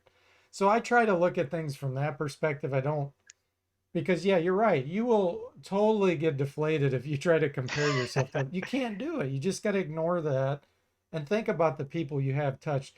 And another thing I do is, like, you always hear that saying about, like, well, if you could just save one life, talking about related to something that's dangerous. Well, if you could just save one life, well, think about just touching five people's lives with some story, and it brought back amazing memories, and you've improved the gaming community, and that's a big deal, even if it's just five people. So that's just my perspective. That's a very healthy perspective. I need to tap in. I'm learning a lot from you. Oh gosh. That is just such a good insight, though, to think about that auditorium. Yeah, I never really thought about that. Yeah, because I think you have like 18,000 subscribers. Last time I checked. Imagine 18,000 people. They're there for you. Now picture that, like you're in a stadium. 18,000 people are there because they want to hear Matt Barton's stuff. That's a ton of people. I mean, heck, a lot of people get. I was just thinking, like your typical bar band. They're you get like 50 people in the audience, and it seems like the place is completely packed. And Exactly. Yes. yeah, that's a. I understand it all perfectly well rationally. Mm-hmm. So this is not something that's makes any sense. Right. It's a mental It is. game. It's kind of a game, I guess you can play. But It that's a is. really good way to look at it. You also think too about it can go the other way too. Very easily. Where I've seen videos before, and I think that's a lot better than my videos. He's, this person's got it all, Mm-hmm. and somehow they don't have, half the views of, Yeah. one of my. What the hell? This is so unfair. So yeah, I mean, there's some crap shoot, element to this. I'm sure the guy that's getting like 100,000 views on everything is probably thinking, oh yeah, but it's not 200. Right. It's not a million. I'm a long ways. Right. Right.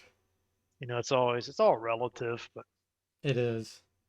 yeah, almost. I think people think they're complimenting me. They probably mean it in a positive spirit, but I do get a lot of comments along the lines of, you aren't getting enough the videos you deserve. Mm-hmm. And I think the way that they word that, even as I said it out loud, I thought that's kind of strange if you think about that. I deserve. Like, what? Why would I deserve, somebody's time? sit there and click on a video. It's almost a bit of a, I mean, I'm not saying anything about the people that make the comments like that, but Right. Right. just for me, if I accepted that viewpoint, then I would be basically an ego maniac. Right. Like I deserve Right. Right. this amount of attention or whatever, and that's probably not a very healthy Right. Oh, definitely not. mindset. It's a lot better to be grateful for what you have. Yes, absolutely. you And know. and they're totally meaning it in a good way because I see that on other channels all the time that are great channels, and that's what they're trying to say is basically they're trying to say I love your videos so much that I don't Mhm. understand why you don't have a lot more views, but it's just not worded that way. No, it's meant. I mean, I totally get what they're saying here, but Yeah. it's part of that attitude of it's not. It's that mindset that I've put a lot of work into this. Mm-hmm. I've worked hard. I've done everything right or whatever, and I'm not getting my just rewards for this. I'm being cheated. Right, right. Yeah. That's a bad way to look at Yeah, it. very bad. It Bad. it's just like imagine artists that became famous artists after they die. They Oh yeah. made like these amazing paintings. They weren't appreciated at all in their time, and all of a sudden, now their painting's worth $1 million or whatever because now people later can appreciate.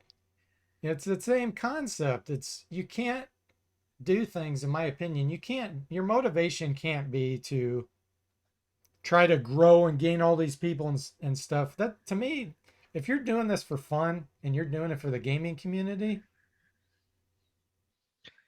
Well, that's you bringing can't it go back wrong. to the game community. I mean, it totally fits with that discussion we were having about nostalgia.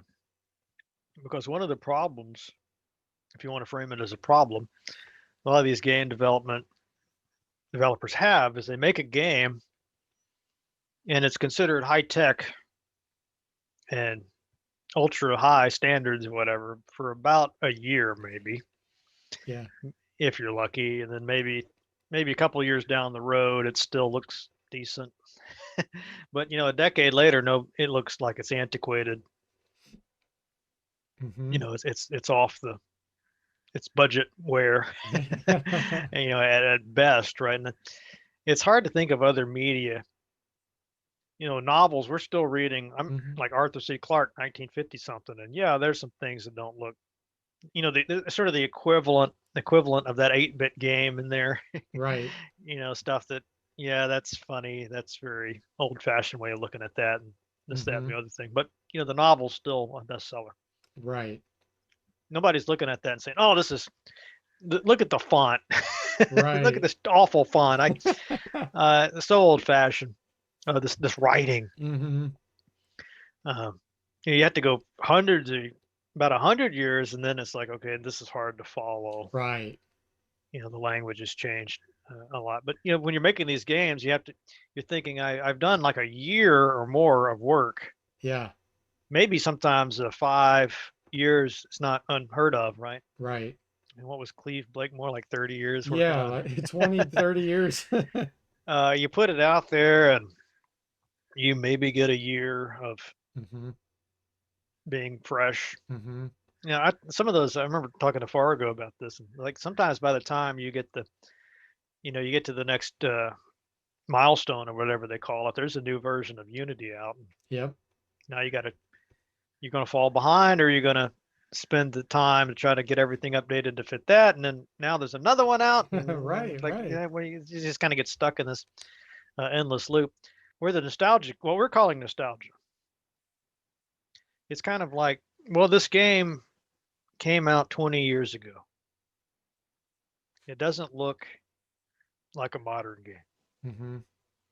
It's clearly a product of its time, and so on and so forth. Yet we're still able to see some greatness Mm-hmm. in that. Mm-hmm. We're not going to be just blinded by the fact that it doesn't look, hot and snazzy and 4K and HDR or Right. whatever. there's something timeless, Mm-hmm. about these particular games. And we don't, I do find people that are doing, they're nostalgic for just everything. Mm-hmm. I don't really get that. I'm like, no, Right. there's plenty of awful role playing games that are rightfully forgotten. It's not just nostalgic for an era. Right. There's certain games that they hit that. There's something about those games that have withstood Mm-hmm. the test of time, and I think that's where this all kind of comes together. Mm-hmm. Is you may be doing a game and feel like I don't know what I'm putting a year of my life into this Mm-hmm. game. There's other stuff I could be Mm-hmm. doing, but this, you talk to Chris. When I talked to Chris Taylor, this bothered the hell out of him. Mm. And the same thing with Kevin Saunders, who that guy was, I guess he still is, facing a terminal illness. I mean, and he's reflecting on his life and saying, I've Mm-hmm. put all this time, all these countless, countless hours into games. And I could have been doing a Mm-hmm. pretty smart guy. He didn't say this, but I'm a really smart guy. I could have been researching cancer or whatever. Instead, I put it all in the games, and people aren't even going to be playing this game I made. Mm. 2 years from now, I'd be lucky to have 5% of my audience. So 20 years from now, nobody even can get it to run on a system. That really bothered him. I could tell. But I think kind of what we're doing here, we're kind of showing that's just not true. Right. It's not.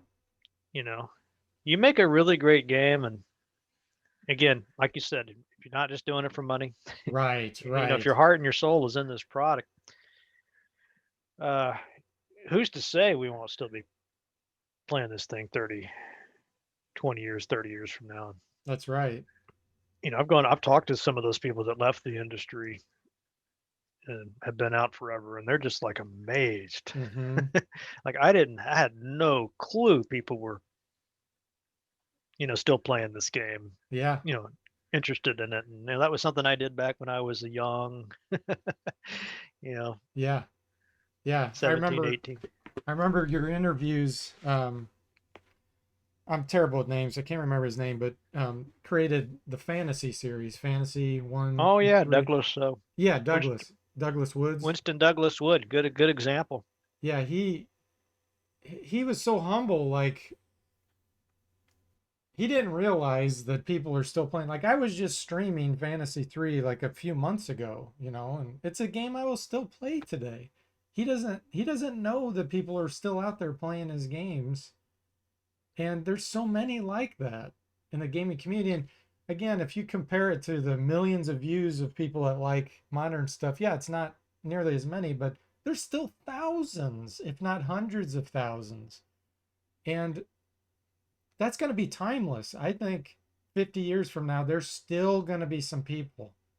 May not be many, but there's still going to be people who are going to love it. And you're Well, improving those people's lives because now they're we're kind getting, of like those people that you talked about with the paintings and yeah, oh the thankfully a lot of these people aren't passed on yet, but you can right. imagine whatever the next version of us is like, and they're looking at these games and videos like this, and they're like, this is, who God only knows how many paintings were painted back then that nobody cares about. They're gone. Right.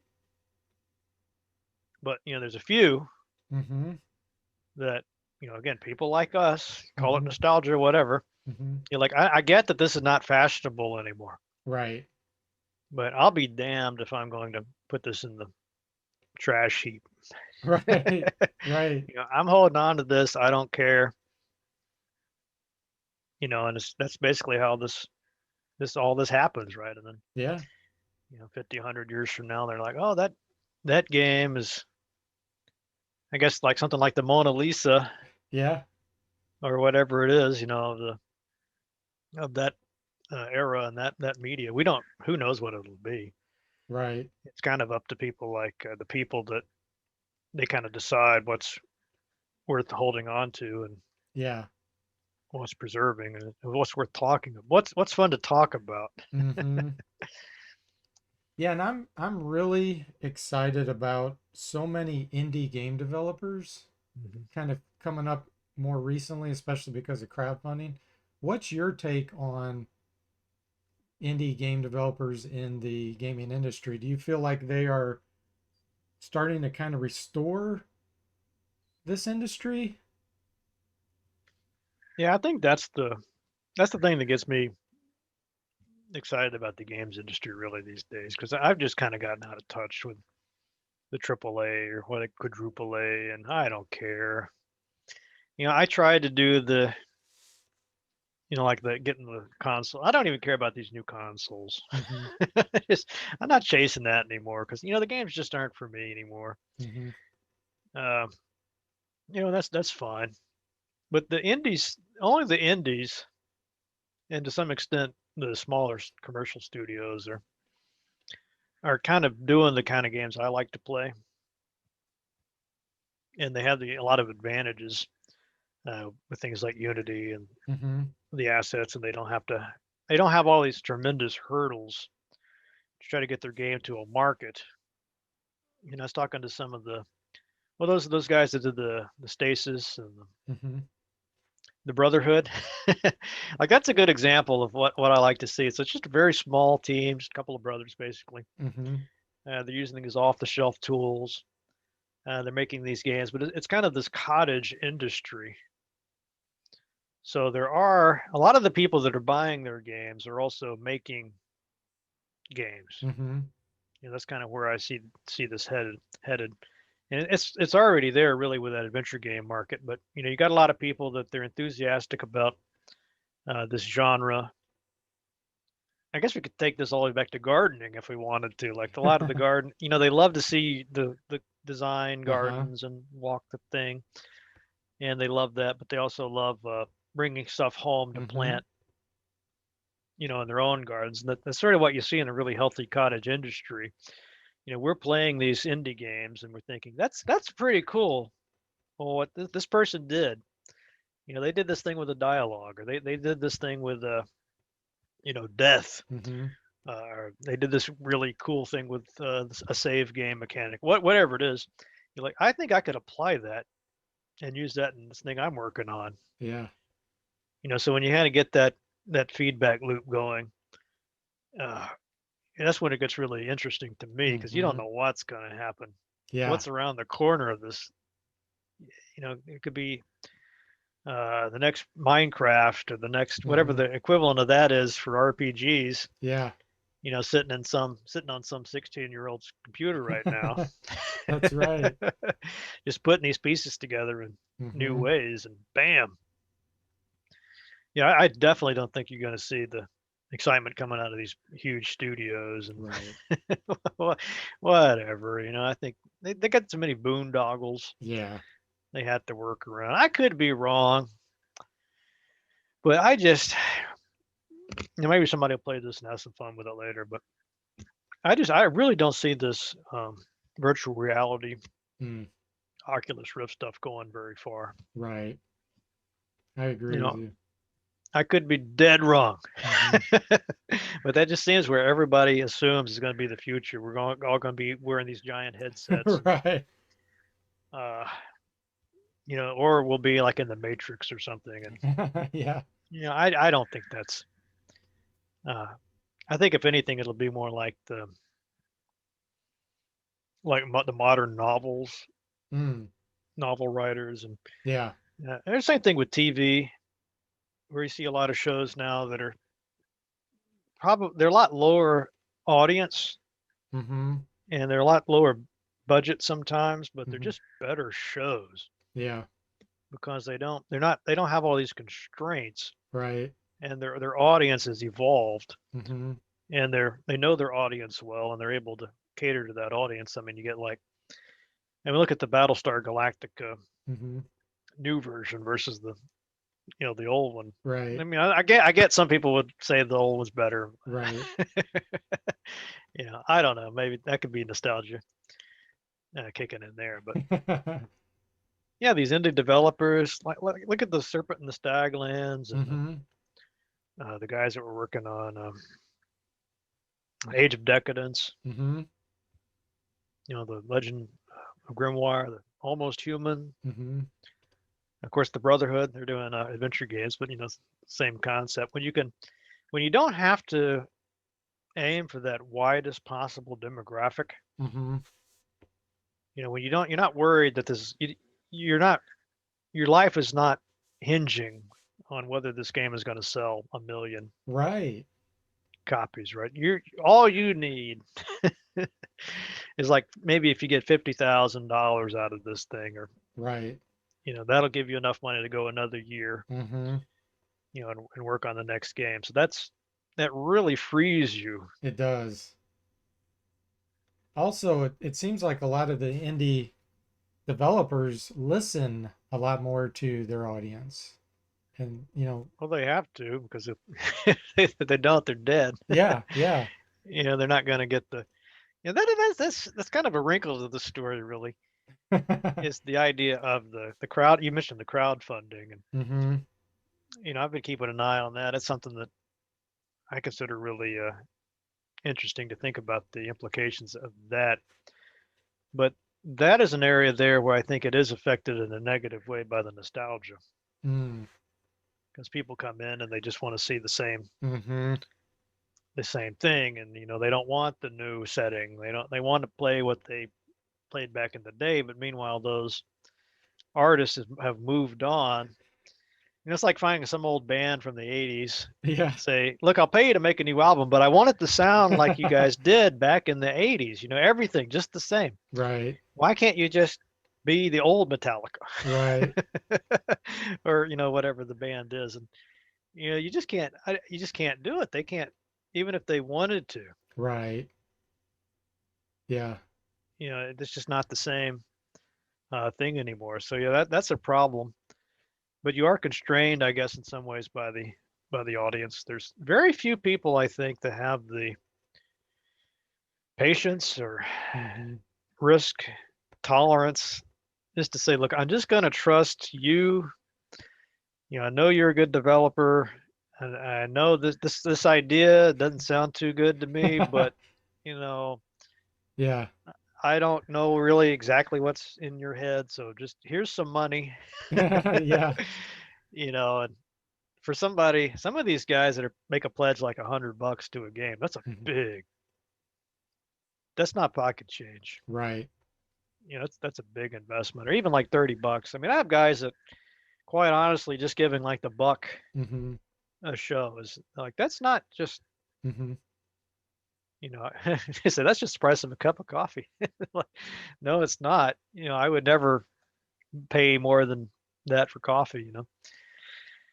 Uh, but yeah, that could be a spot where we see the next innovation. But will people be willing to support projects that's the catch? Right. If I'm trying to raise money through crowdfunding for Mm-hmm. something, and it's not just something you've seen before, Mm-hmm. and it's not nostalgia driven, Mm-hmm. will people say, I just trust you enough Right. that I'll put in the money and we'll see what happens? Right. Uh, Like a prime example of that is Garriott, Richard Garriott, mm, yeah. Shroud of the Avatar. People trusted Garriott because of his history, his experience. And I mean, who wouldn't really? exactly. So a lot of it, I think, the trust level depends on your history, just like anything. If you've proven to make awesome, amazing games in the past, they're going to trust you. They're going to say, "Sure, I'm going to put in my 10 cents or whatever it is and try to get this funded." And Yeah, that is a great example of that. And of course, you could compare that to Chris Roberts, and just never really delivering on the vision, but not wanting to give up on it either. yeah, But yeah, Garrett, you kind of wonder, was that ever possible? right, Assuming everybody has the best intentions and right, nothing dishonest, just completely legit. right, Could he just sit down and make, the next right. the next Ultima online or whatever he's going for? Or is that the equivalent of going back to Metallica and like make another, kill them all, Right. but better. Make another Aliens movie and Yeah, make it better than anything that's come before, right. or Terminator or whatever. We kind of look at that and say, well, that was just because they were crappy. They didn't have enough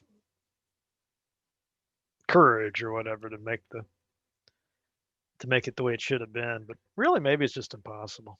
Yeah, Maybe the best you could hope for would be just like, look, don't worry about making Ultima.